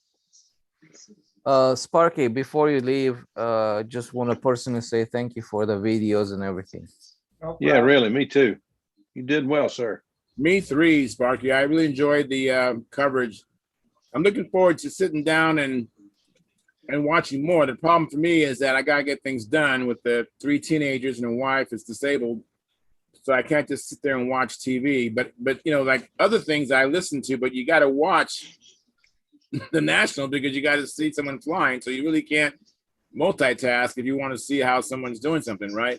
I'll tell you Yeah. what, the flying was phenomenal. Oh, That's no absolutely. joke. Oh, I absolutely. think Hernandez really deserved that one. His pullouts in the wind were incredible. I tell you what, David Fitzgerald had about a 2-foot pullout, and I asked him if he'd like some tissue after his flight. Yeah, they teased him when he landed, including Sparky, about the pucker factor, and he did not disagree. I mean, but He did he not held his disagree. composure really well. Yeah, Wind forced him down. Hmm. Joe Yeah. Gilbert He- was dancing. Unbelievable dance job. Hmm. They all looked incredible. All 5 of the finalists really earned it, You bet. and you did a good job, Sparky. That was incredible to get as well as you did with a telephone. That's amazing. Well, maybe next year we'll have this or something else. Sparky, in all honesty, I think you're being plagued by the connection, not the equipment. Yeah, I think so. Because when you do your videos at John's, at your field and whatever, they look beautiful because you have a Yeah. far better connection. And AMA, especially on an L pad, there's no connection over there. No, I No. don't use the AMA's software. I use this is the internet when I go out there, right here, Hotspot. right here. Oh, okay. Yeah. Mhm. So this is what I'm running on, and this is only 4G, so Mhm. I don't know. Yeah. And But Sparky, you know, long story short, Sparky, when you are at the field, when you have your videos at the field, when you're practicing with John, they were beautiful, crisp, and clear. At the Mhm. AMA, they were not. I think there's just too much distance between you and closest tower, even with the internet booster and stuff like that. But if you had some raw footage that was being videotaped or something like that, I think that would be greatly appreciated. I have a comment for you, Sparky, from Timothy DeBoard. He says, "Thanks, Sparky, for all the miles you put on the Mhm. ground. Your coverage Yes. is top notch." Mhm. Tell you And- how many steps I took. Yeah, that's how many steps did you take? I bet he lost 5 pounds this week. Let's see here. Health, right there. Let's see here. How do I find? It's got it by the day. I didn't walk many steps today. Mostly riding. Let's see here. Yeah. Summary. How do you go back? Show all health data. Let's put Monthly data, Mhm. month in review. one Depends on. level of. Huh. Yeah. And Sparky, Yeah. you need to go out and fly, man. You have to go out and fly much more. And building's Yeah. fun. I know you love it and stuff like that, but you have to go fly. Yeah. You got to practice up for next year. Yeah. Yeah, you have to fly a lot more. I mean, Put going 2 to more plane, ounces of- that's with the plane with 6 flights on it is just Put 2 more ounces of crystal clear on the thing, polish it out like you normally do, and put about 150 flights on it before you go, and kick some butt. Oh, he'll be fine with that. Let's see. 18. 18168 steps. Was that 18,000? 18,000 steps. Yeah, You walked about 2.5 miles a day. that's way more than that. Well, your stride's shorter Hey, than mine. Let's see. you're gonna be in better health then. Yeah, Good for you. It's good for you, man. It's good exercise. I average That's when we go to Good Guys and take pictures. I average about 7 to 12 miles a day. Mhm. I know Yeah. how you feel. So Brandon, what- you were What got me is they said, "Hey, can you go down to the other end?" It's only an eighth of a mile away. I'll just run on down there. Yeah, really. You need a Yeah. scooter or at least a bicycle. Uh-huh. Man, Yeah. Don't matter. I just did the best I could. You did good, man. well, you did well. You did very well, Sparky. And I was able to sit in my Sure. garage or my living room and watch the Nets. I mean, you can't. No one else is providing that kind of coverage. Can't beat that. And I didn't have to fight the wind all day. Yeah, so I mean, it's great. I really appreciate it. The wind Yeah, I was did too. brutal. I like that you don't pan the circle too. I hate when people videotape someone flying and they follow the plane around and you don't have any reference Yeah. and you don't do any of that. And I appreciate that. I've seen even guys, I'm surprised that they're filming like that. Like, don't you know when you film a pattern, you want to do a wide out angle? if you Some can, kind of and- reference. Yeah. Yeah, but that's how you did it. So I really appreciate it. Well, Yeah, you That's- did well, Sparky. That's I was Charles. a That's little what I. concerned that there wasn't enough detail. You really can't see what's going on. Yeah, that's true. Well, if you didn't film it, I wouldn't have seen anything that was going on. True. That's true. True. That's true. That's why I'm Sparky, saying if look you at it had this some way. raw footage of that and put it on something. Jim Sparky, if you Lynn hadn't called done me that, and said he appreciated it because he couldn't get there, and Uh-huh. him and his wife were watching. There's a lot of people, that couldn't get there. That I would did. like well, to get there. if you hadn't done it, we would have had to rely on AMA's coverage of it. Think Yeah, about which- that. Which is nothing. Which is Well, that's what I'm saying. That's what I'm saying. Well, Three pictures Sparky, of I patrol wish I line knew at best. you had problems. You could have took the golf cart. It's sat there 90% of the time without Okay. being used. I don't think they'll let it up on the L pad though. No. Oh, yeah. I would need a Segway. One And of then I'd probably break my neck. those. No, I don't. Yeah. Sparky, I have a comment from Mark Lumen. He says, appreciated all the work, Sparky. Well done. And I'm sure there's many others who are thinking that. And, speaking of that, you can help Sparky out by joining subscriptions, super chat, donating on the forum. You can help him. I know he did one day. He had to put down $150, and so so it's expensive. So please help us out and donate.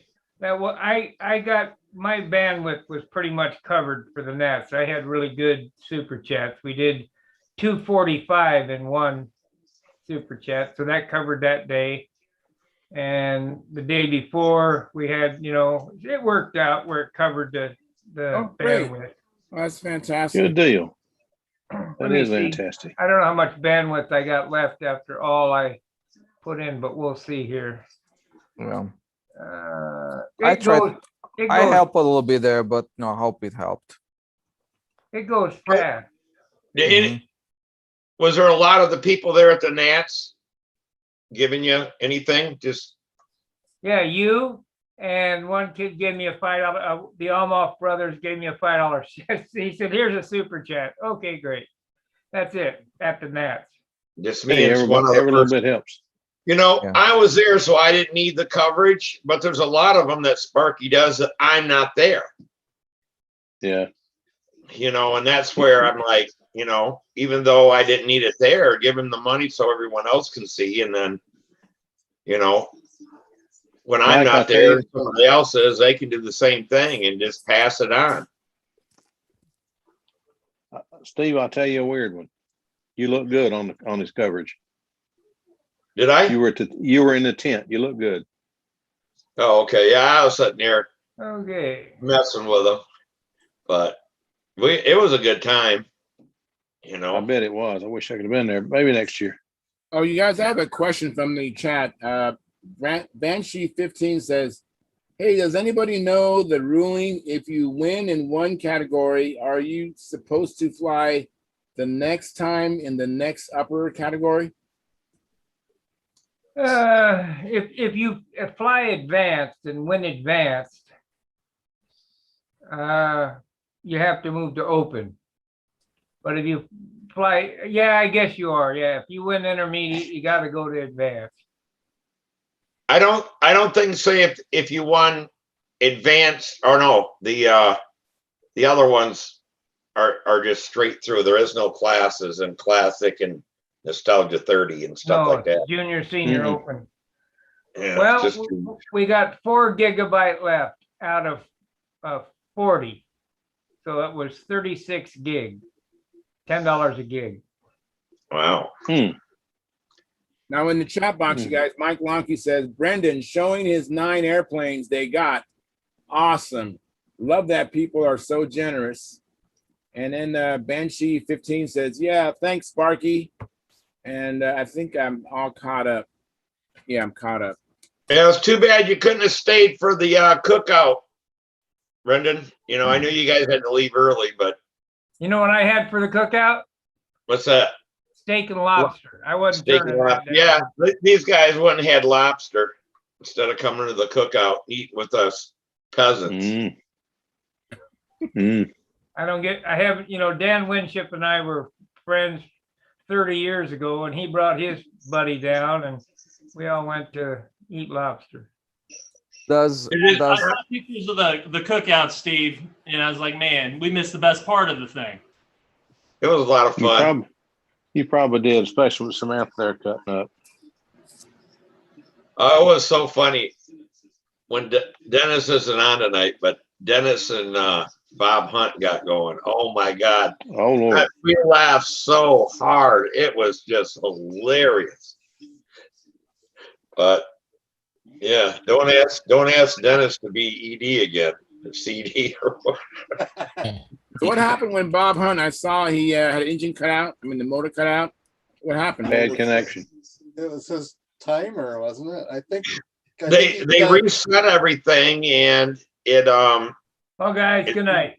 Good night, Good Sparky. night, Sparky. Good night, Sparky. Take care, buddy. Does anyone have Mike Schmidt's contact information? I don't. I can probably get it through John Pierce and stuff, but Okay. Thank you. but I'll try to find it, but I don't have it. You know, I see him at the contests and stuff like that. So it's and, for, he lives in the north area, right? That area? Yeah, he Okay, I lives get up there someplace because he's always at FCM and stuff like that. So I'm not sure if he's from Ohio or Indiana there or Kentucky, but he's got to be fairly close. Okay. No, I didn't get the answer. Was it you said it was a connection problem, or was it the battery, or what was it for Bob Hunt? He's not sure. They tested the battery. The battery seemed fine, but he took it out of rotation. He said till he can do some more testing with it. What are we But talking they about? went in and reprogrammed, reset Bob had- everything on the Bob timer. had a And, what they're talking about. Bob Hunt had a flame out inverted, landed the plane inverted. I think it was wow. after he did the ring over, and then he did the 3 loops, went flying inverted, and the motor cut out, and he landed inverted. Oh, okay. And he I just did not know right Bob here, was he flying a just- 3-blade prop, but he was. It was his Yeah, second. It was his second round, and what he told me is that he had some issue with the timer, and he said he should have started from scratch and started over. But I wonder if he hit the button twice or something. I don't know what happened exactly, but On top 5 day, didn't the guy placed last, didn't he have a problem that the inertia or the wind or something that hit the kill level on his timer and shut his engine off? Joe Yeah. Daly, I know he said he had to repair his airplane. Yeah, Joe Daly. I'm not sure what. I left after the first flight. I had to go meet the people and pick up the camper because it was set for tomorrow. But since we left early, they said that they'd come get it 2 days early. And he sent his wife, and she got lost and then found it. So, but it was all good. He gave her better directions. I just, I tried what I did with him, and he couldn't find it. Is that stop at the offices or the headquarters, and I drive out and lead him back in. And I told her the same thing, but neither of them did it. But she found it. She pulled up and got the camper and stuff like that. Yeah, next year I got to talk to you about that because next year I think I'll try to call and do the same thing. Just rent a camper for the week.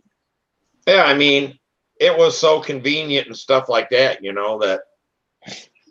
And then after the cookout, I found a table they had stacked because we had stuff just piled on that table. I mean, I told everybody didn't have to bring anything. People were bringing stuff, and then I found the other table, and I'm like, well, shit, I'd have had a whole nother table to set stuff on, but it was fine. I mean, no one bitched but Tom, and it was free. no, I didn't. By the way, thank you, Steve. I appreciated it. I know it was fun. I see you made the 12-hour trip and still got on tonight. Did you get a nap in once you got home? Yeah, a little bit. A little bit, good. Not much. How much rain and stuff did all the way? It rained northern Indiana, all of Illinois, and most of Wisconsin. And then Minnesota was dry. It rained here all day. It started when I hit Michigan, and it rained all night. It rained all day today. There, we're under flood watches and stuff. I mean, we went from I've lived here almost 16 years, and the pond next door has never been dry. and the pond was dried out. Now we got water in it again. So we went from a drought to a glutton of water. But Yeah. it's supposed to rain for a solid week. Yeah, that's the way it is here. So, Whole East Coast is supposed to get drenched for the next 6 days. but the damn power went out twice here today, just for, blinks off and comes back on. Just enough to mess up the computer. I go to get back on and it's updating, and hell, I'm waiting an hour so I could get on tonight, but at least I got on. Get you an Apple you can get on, and they don't update every time you turn them on. That's the one thing I love about these tablets. Every time I get on my computer, I know if I want to use it in an hour or two, go in there and turn the darn thing on and let it do its updates, because every day it updates something. It's always 15 minutes to an hour of updates. But you turn one of these Apples on, it comes on right now and you're ready to go. I know. Tom on his way home could have stopped by and worked on my computer for me and got the damn thing working good, but he was too much of a hurry to get home. I spent 24 hours driving, Was it worth it? Yeah, it was. It was fun. That's neat. I thought it was fun. I'll be there next year, Lord willing. And it was weird too, because that one vector that always sat there behind me, we took it down and it quit twice. Once with 53 seconds on it, and the other time with 47. Samantha landed it inverted the first time. Hey, there's Mike. Hey, Mike. Thanks for coming in. Hey, Michael. Hey guys. Hi. There we go. Hey, What's up? sorry, I missed your call, and same with you, Charles. I left my damn phone in the truck, and I'd set my other cell phone out for my mom, and it was sitting right where my cell phone normally sets, and I thought it was my cell phone, and it never rang. And I went to pick it up, and I'm like, well, hell, this ain't the right cell phone. And I'd left it in the car all day long. Oh, Truck. I was returning your call. I saw you had called me 5 hours earlier, so I'm sorry I missed your call earlier. That's all right. Yeah, Well, tell me this. As far as Go ahead, Charles. guys that were there at the Nats, I know there's a lot of beautiful airplanes, but did anybody see an airplane there that they thought, well, I got to build me one of those after seeing it? The one that Todd Lee's, it was so cool because it had so many ribs. It looked like, how a I-beamer, how many ribs they have in the front. He carried them all the way through, and it was all polished and stuff, and how the sunlight came off of them ribs. Even the elevator. Yeah, even the elevator. Yeah, I mean, The elevator was ribbed all the way, and then there was rivets on every one of those ribs. Every one of those ribs had a rivet, ink line rivet. Wow. I'd like to heck of a builder. I'd never, that was a cool airplane. The cockpit detail was incredible on Todd's airplane too. Yeah, Wow. Todd's a heck of a builder. Yeah. Wow. But I wouldn't build something like that because I wouldn't have the patience to, I didn't ask him, but I wanted to ask him how many times did he buff through the finish and have to redo something or hit the covering or. Yep. But I saw him this morning. I was coming out of breakfast and him and Michelle were loading up to leave. And of course I congratulated him again on the concourse, and he actually said, I'm glad I didn't make the top 5 and have to fly this airplane in the top 5. Yeah.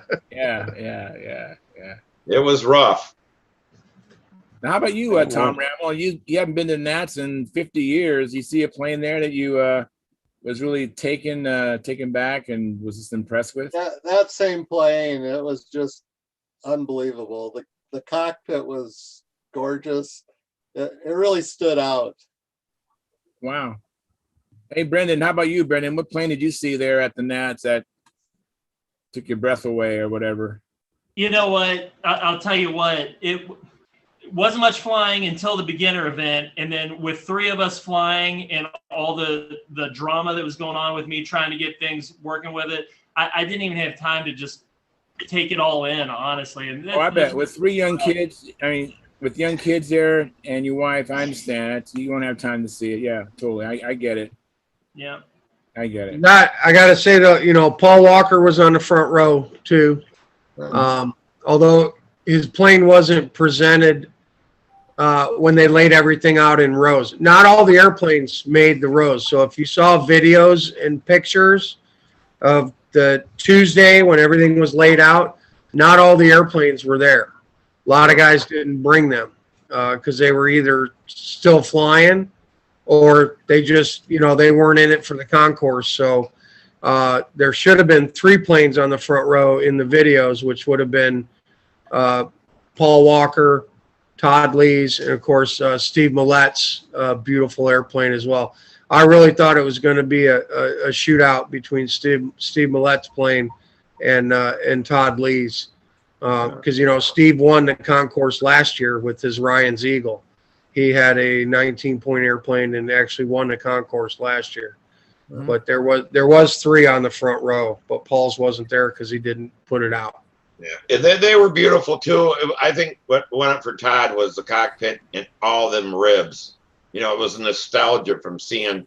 Yeah, I mean, everyone says a Warbird can't win the concourse trophy. Well, a Warbird just won the concourse trophy. But it was anybody's guess who was going to win because Steve Millett's airplane was just as beautiful as the airplane he built last year. I mean, it was just as nice. It was probably even a little nicer. And I think it came down to what your, for the pilot's choice, what's your taste?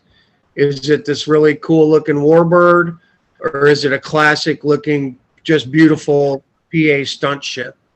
You know what I mean? Because that's what Steve's kind of looked like, just a gorgeous. Yeah, there was no real flaws on any of them of the top 19. That I know you guys must have picked out something someplace, but it's like, man, them things sure look nice. There's no doubt about it.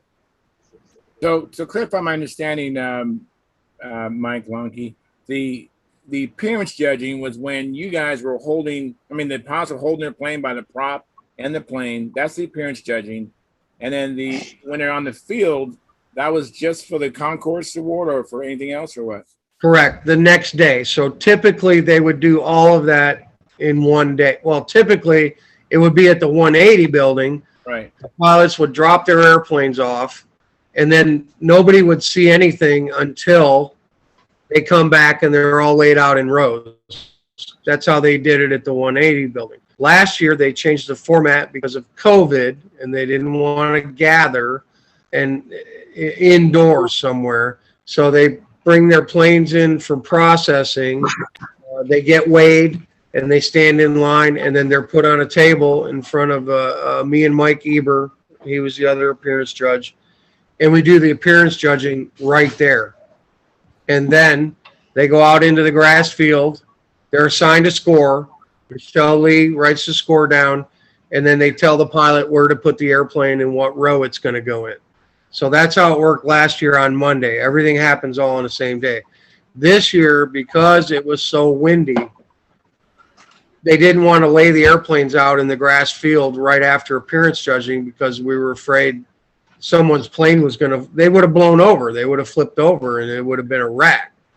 So we did the appearance judging just like last year, except they were not laid out in rows until the next day. And some pilots elected not to put their airplanes in the rows. So there's a lot of planes in the photographs and the videos that you saw that were not put into rows because the pilots did not bring them back. Okay. And the other thing with the way the appearance judging is done, and I've only done this last year and this year, which is the new way, doing it on the table in front of everybody with a line of pilots waiting to come through. In the past, when they did it in the 180 building, they would basically do the same thing, give a score and lay them out in rows, but the judges had time to make switches and decisions. Once you got them laid out in rows, you could go back and say, all right, well, maybe this one doesn't belong here because it should be a point higher or a point lower, because you got them all laid out in a building and you can look at them side by side by side. You have to remember, from the time we saw the first airplane to the time we saw the last airplane was almost 2 hours. Wow. So you kind of have to remember what airplanes you gave, what scores to base off of what you're looking at next or previous models. And you don't have the opportunity to change a score or move an airplane up or down the way that they do it now. If you were in the 180 building and you lay them out and you go, well, wait a minute, obviously that's not where it needs to be, because you can look at all the other airplanes in the row. Do you get the gist of what I'm saying? I do. I'm asking, and I appreciate your answer, because I have some friends out here and I was trying to explain to them when they saw the planes on the grass, I was telling them that's not the appearance judging. That appearance judging was done already. It was done already. Explain that to them. No, I saw the video, and that was the appearance judging. So I'm asking you for the benefit of our audience. And sure. So thank you very much for clarifying it. But I had more than one. A lot of people came up, even last year, and more said it this year. It's hard to do it this way because you might get a few things wrong. You know what I mean? Oh, I do. Because you don't have the benefit. You don't have the benefit of going back after your initial points, whatever you've awarded, and then looking at the rows and making changes, which is the way it's been done in the 180 building. Yeah. You can go back and go, well, wait a minute, this one's a little better than everything else, or this one shouldn't be in this row. It should be one back, or maybe even two back. Right. So you kind of got to do it on the fly and try to remember. Now, last year, Mike and I, we felt really good about everything we did, and I wouldn't have changed anything from last year. But this year, when I saw the airplanes laid out, there are two airplanes I would have switched. And I'm not going to say who or what, but there's one airplane that would have went back a row, and there's an airplane that would have went forward a row. And that was after seeing them all laid out side by side by side. But we did not have the benefit of doing that. That wasn't an option for us. Right. Mike, but we did the best we could. I know not everyone is happy, but not everyone's gonna be happy. But I only saw one thing that stood out to me where I was like, okay, those two should be reversed. Right. And I won't say who it was. Well, you know what, Charles? But Mike, you have so many. You have like what, 50 airplanes? There was 69 airplanes. Okay, so let's say 70 airplanes, and if you make a little switcheroo like that on only 2 planes in those conditions and stuff like that, I think you guys did great. You did a heck of a job. Yeah, no kidding. Yeah, quite an accomplishment. I mean, go ahead, go ahead, Steve. What I didn't realize is that judges could take parts off of airplanes when they were judging them. What do you mean? Oh, damn, Steve. You're an ass. Okay. So it's blowing 25 miles an hour. Every pilot, we didn't even use the tents. We were in the pavilion, the LPAD pavilion. They didn't want to do it in the tent, which is where we did it last year, the tent on the grass outside the pavilion. It's blowing 20, 25.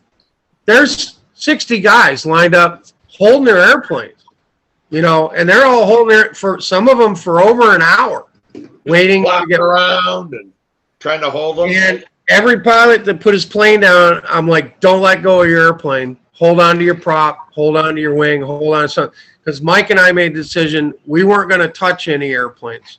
We were not going to handle them. We weren't going to hold them. We weren't going to flip them over.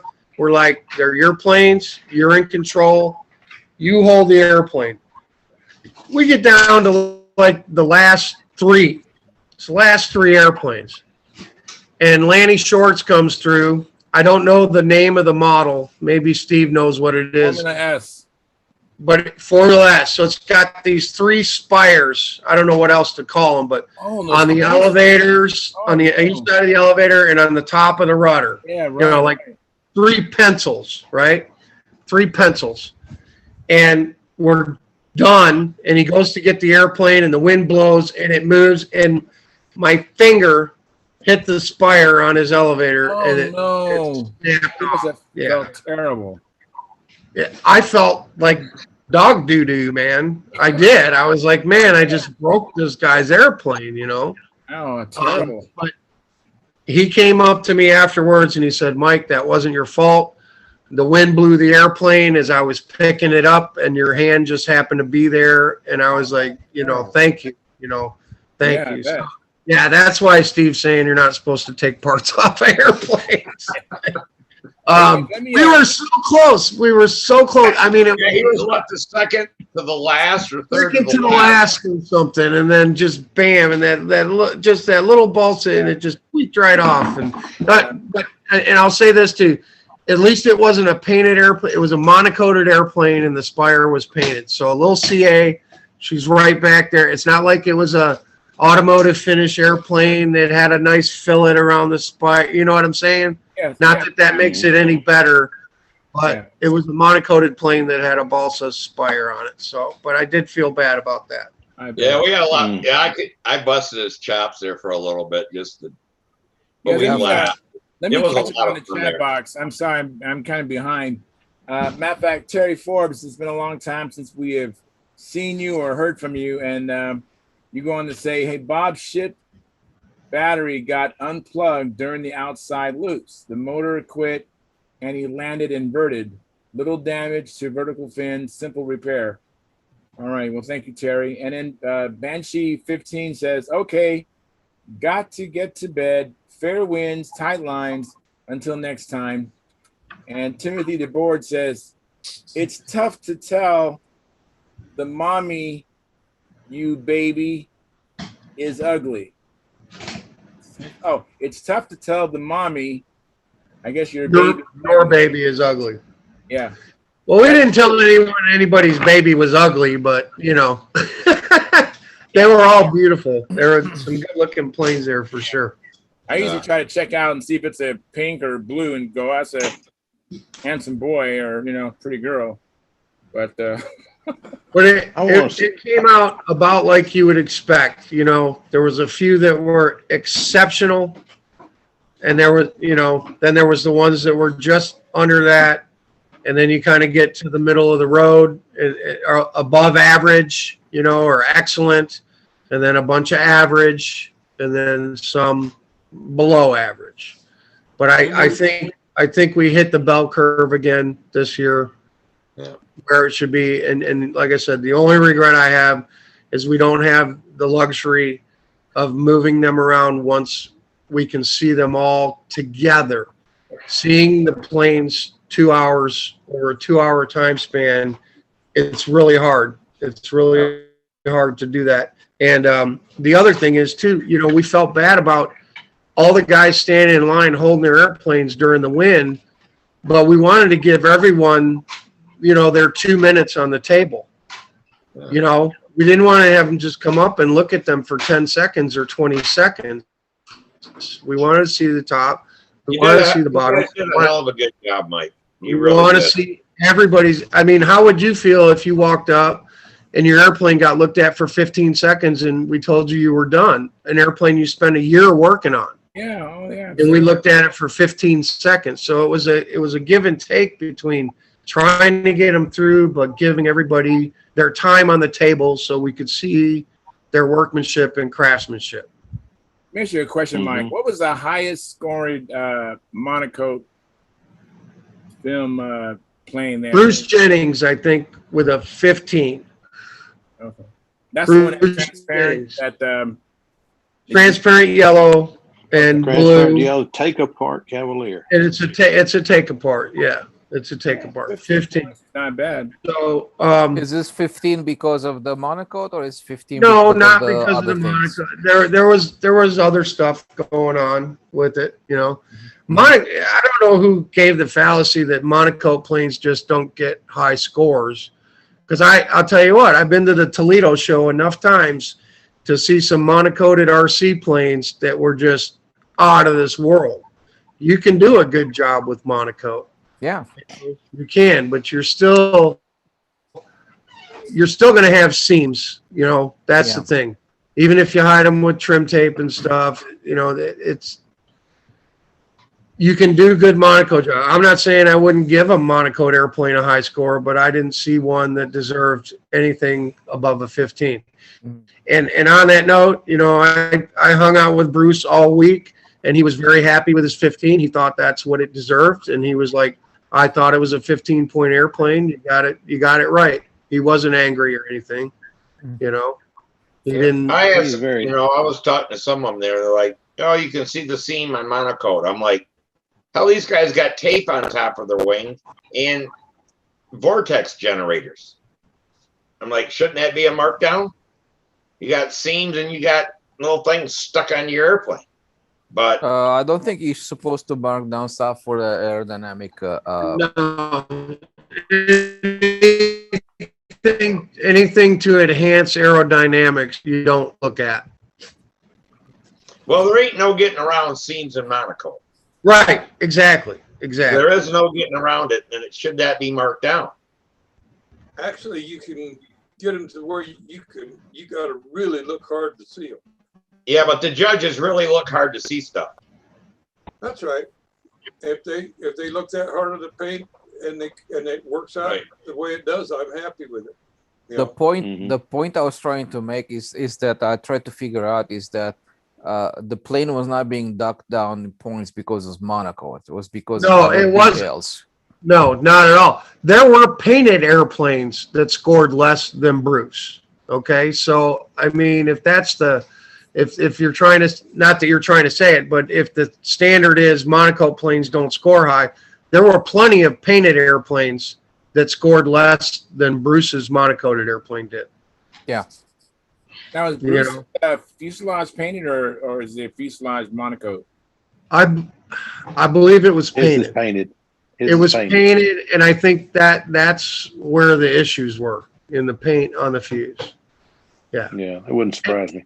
Yeah, and you know, when you're looking at the 19 point models, you're looking at the cowl to see if the stripe on the cowl and the stripe where it meets the fuse, if it's painted, are they the same or is there a little difference? There was a lot of good 16-point models that were painted, but you know, they didn't have everything lined up right. It wasn't there. Or you look at the gaps on the cowl. Is it the same gap all the way around, or is it fat in one place? Because you're looking at overall craftsmanship and workmanship and fits. You know, you're looking at fits, not only the finish, but how well does everything fit together. So it's like you have like a score for the fits, a score for the finish, a score for something like that, right? Okay, or you're thinking like that. You're thinking like that. There's a appearance. What are you looking for? There he is. Oh. You upstairs, bud. There is an appearance judge's guide that was Randy Smith sent to me 2 years ago when I did this, and I don't know if he wrote it or somebody else wrote it.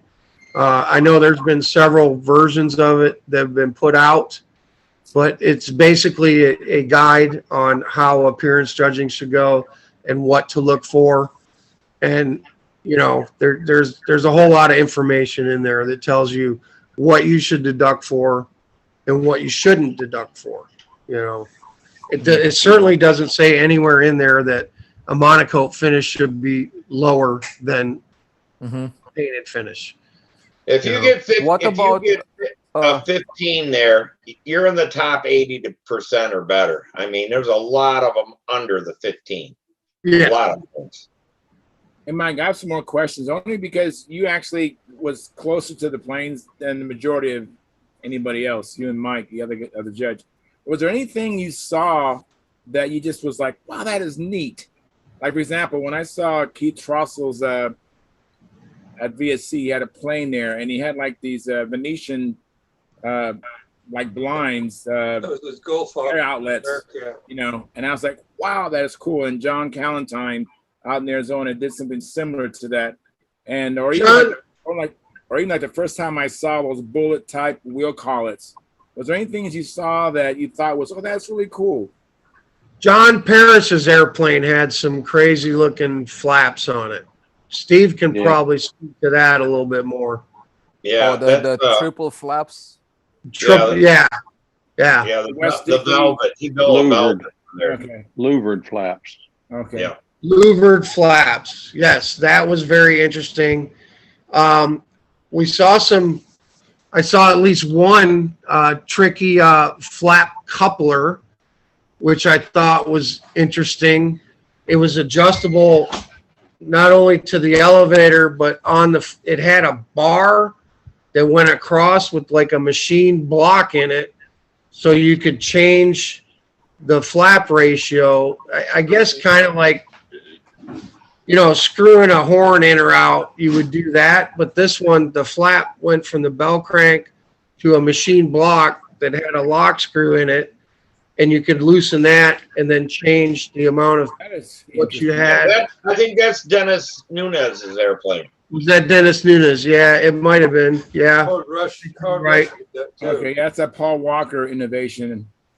Yeah. Yeah. So there was that. There was a few that had, you know, kick out rudders on them, you know, so when you're doing a maneuver, you could kick the rudder out. And one guy was telling a Raby rudder. One guy was telling us that his Raby rudder was adjustable, so he could do it on the fly if he needed to in windier conditions. He could give himself more if he wanted to. You know, it was all adjustable on the back. It wasn't just set to go a certain amount every time. So there was that. Sounds like Ken Culbertson's using Trossel's cam system. I want to find out about that cam system. That's the neatest, one of the neatest innovations I've heard in a while. Cam system is relatively simple. Yeah, it's Well, just the way what I'm trying to figure out is how you actuate it. The cam itself is simple, but how Push you rod. actuate it. You connect to your push rod. Where does push rod come from, though? Not the bell The crank, elevator surely. from somewhere. I'll have to look at that some more. His I'll think about that one. Trossel's cam system is all internal inside the fuselage. Mm-hmm.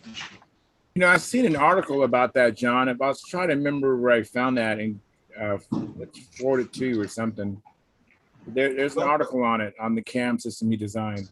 Well, you could That's look not on new. He's been Stunthangar. using it since 77 or You can look 76. on, you can look on Stunthangar and he wrote an article on Stunthangar. Okay. You guys, there's another comment in the chat box by Terry Forbes. He says, it's my opinion, the future of control line is not with dope finished planes. Iron-on covering is the future. If any, materials too toxic and not readily available. That's Especially in California. you know, I don't know, Terry. I think dope finishes or some sort of paint. We'll see. But I know that there was some guy who really thought that decades ago. He thought that Monaco was the thing that was going to replace dope finishes, and it didn't. Well, it's just that enough, you know, it's still going on. It's going to be like Monsanto with that stuff. Once they get sued, you're not going to be using it anymore.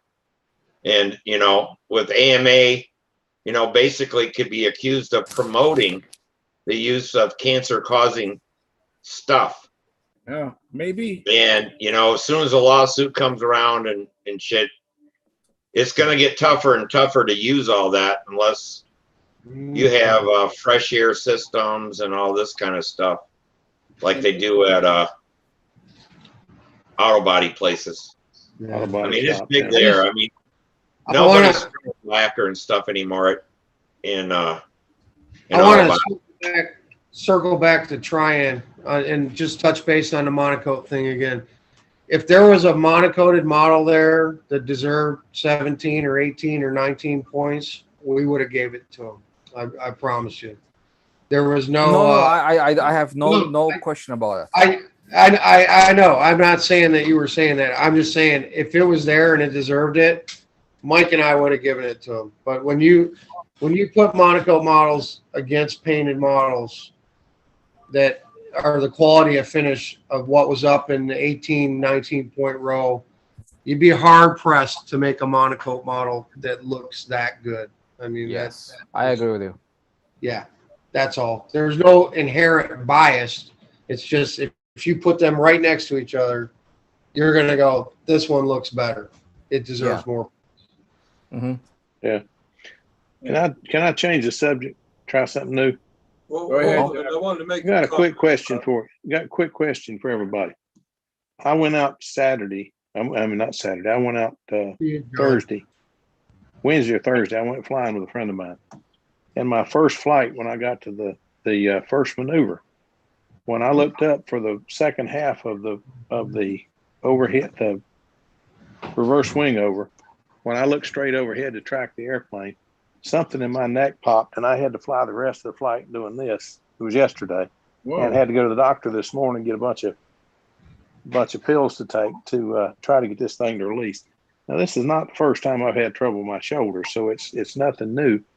But my question is, do you guys do an exercise or anything to loosen up before you go flying? Because I think I'm going to try to develop some kind of exercise program before I go out there.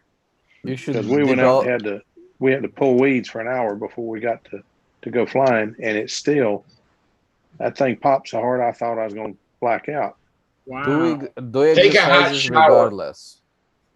Take a good hot shower before you go, Phil. I did Heat that. up your muscles. I wouldn't say heat. I would say ice.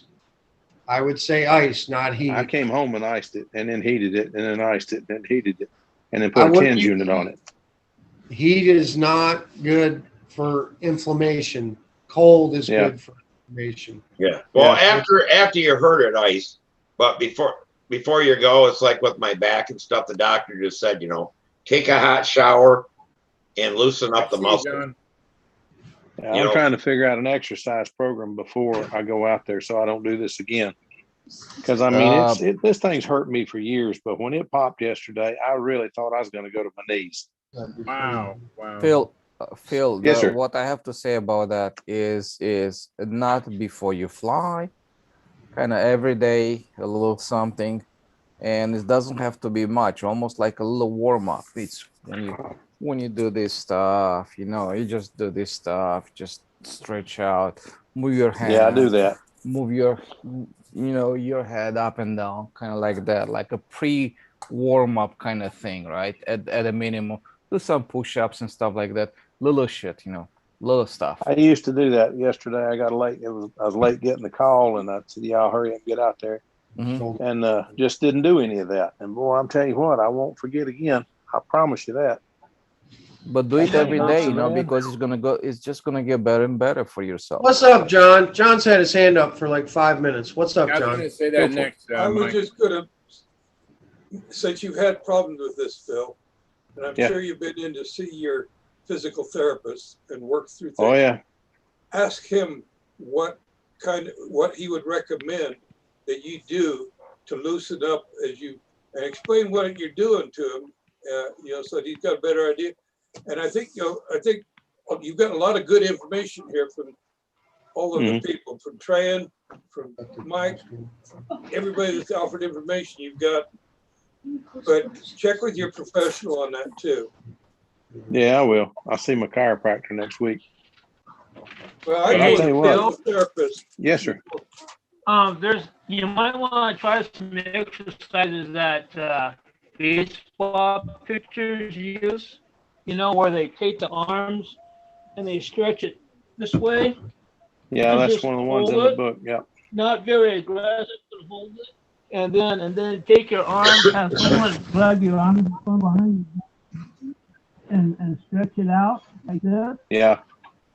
They got a hold of it and just pull on it. Like this. And Yeah, then, I'll give it a try. I'll give that a try. Don't be very aggressive very aggressive at first, but just work yourself into it. That might help. I'll try that. I've been doing an abbreviated version of that, but I think I'm going to start spending 25 or 30 minutes and just stretch before I go out there. Because, you know, when you're young, you don't think about those things, but you get a little older and you've been hurt one time, and mine's been hurt more than one time. So it's the second time this year that I've been just sidelined by my shoulder popping and hurting, but it's never popped like this before. It hurt so bad when it popped yesterday. I honestly thought I was going to pass out. Wow. And I got through the flight by holding my shoulder and asked one of the guys to come out and get the plane. And I never do that. So I just laid down in the grass. It was not fun. So anyway, and he was Well, out next having time fun. you're in Florida, Phil, you need to find the Fountain of Youth down there. I've been looking for that sucker for so long. that would really help. Yeah. Hey, John, I I'll thought tell you you was what. going to say something before we change the subject to. I did too. Yeah. Well, I wanted to make a comment about going back to monocoque airplanes. Okay. Okay. I think Mike has made a good point in that it's very difficult to find a monocoque airplane that you can't see the lines. But I will say this, there's a fellow named Norm Whittle. Norm Whittle campaigned an airplane called the Sultan. And that was a sheeted foam wing with monocoque. I remember that. Mm-hmm. And that you could not find on that foam wing, you could not find a seam. You could not find it. He had, I don't know exactly what he did, whether he superheated where the seams went and literally blended them together. But his wing leading edges. Go tell your sister I want her to shut her computer because she's tell her to come see me. You're Tell her I wanna see losing her. the bandwidth, aren't you, Mike?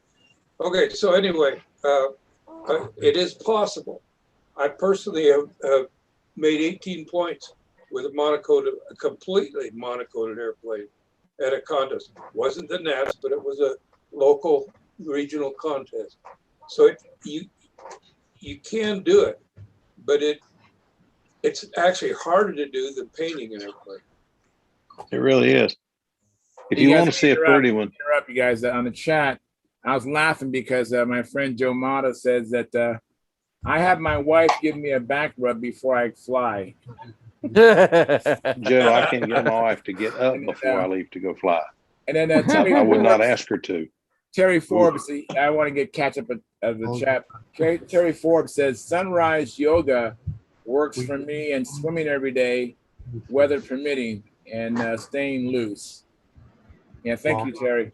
And So thank you, some Joe. kind of exercise, in other words, right? Yeah, I think that's it. I think I usually go through a series of stretches, but I got up late and I got out there and they were pulling weeds instead of going over and doing the stretches I used to do. I grabbed a hoe and started pulling on the weeds, cutting weeds and stuff. And it just, I just never did get to my stretches. The first time I looked up.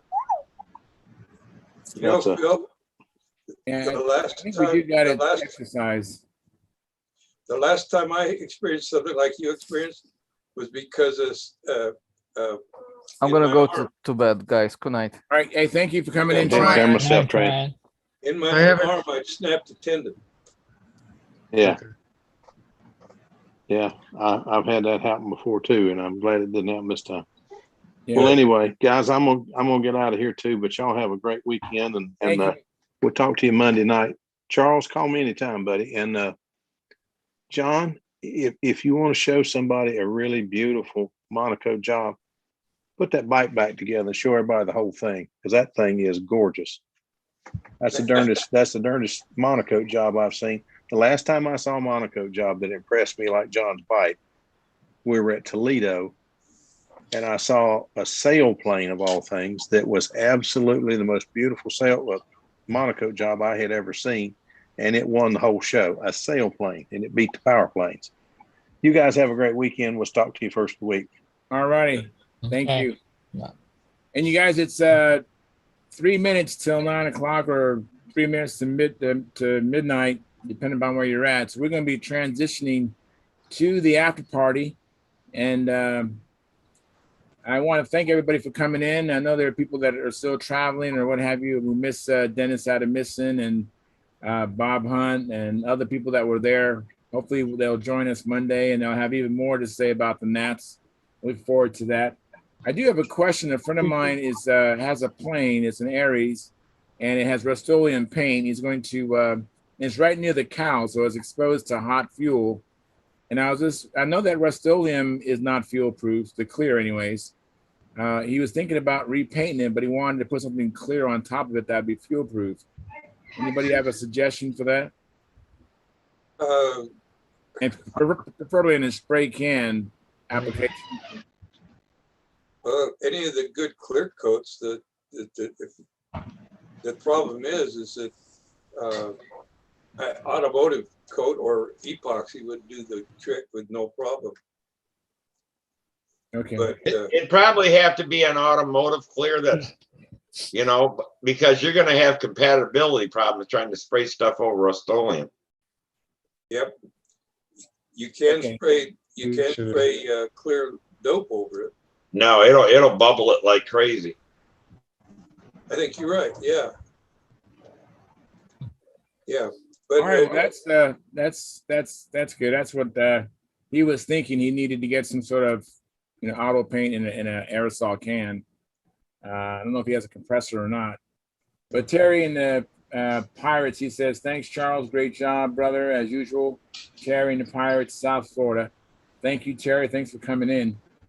And we're going to be transitioning to the after party. I know we had as high as 30. Like as high as 31 views, only 25 likes. So if you haven't hit the like or thumbs up button, please do that. That helps the analytics.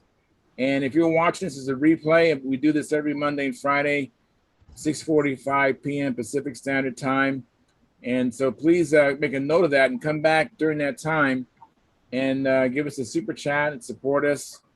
Look at our YouTube memberships. So it starts at $4.99 a month.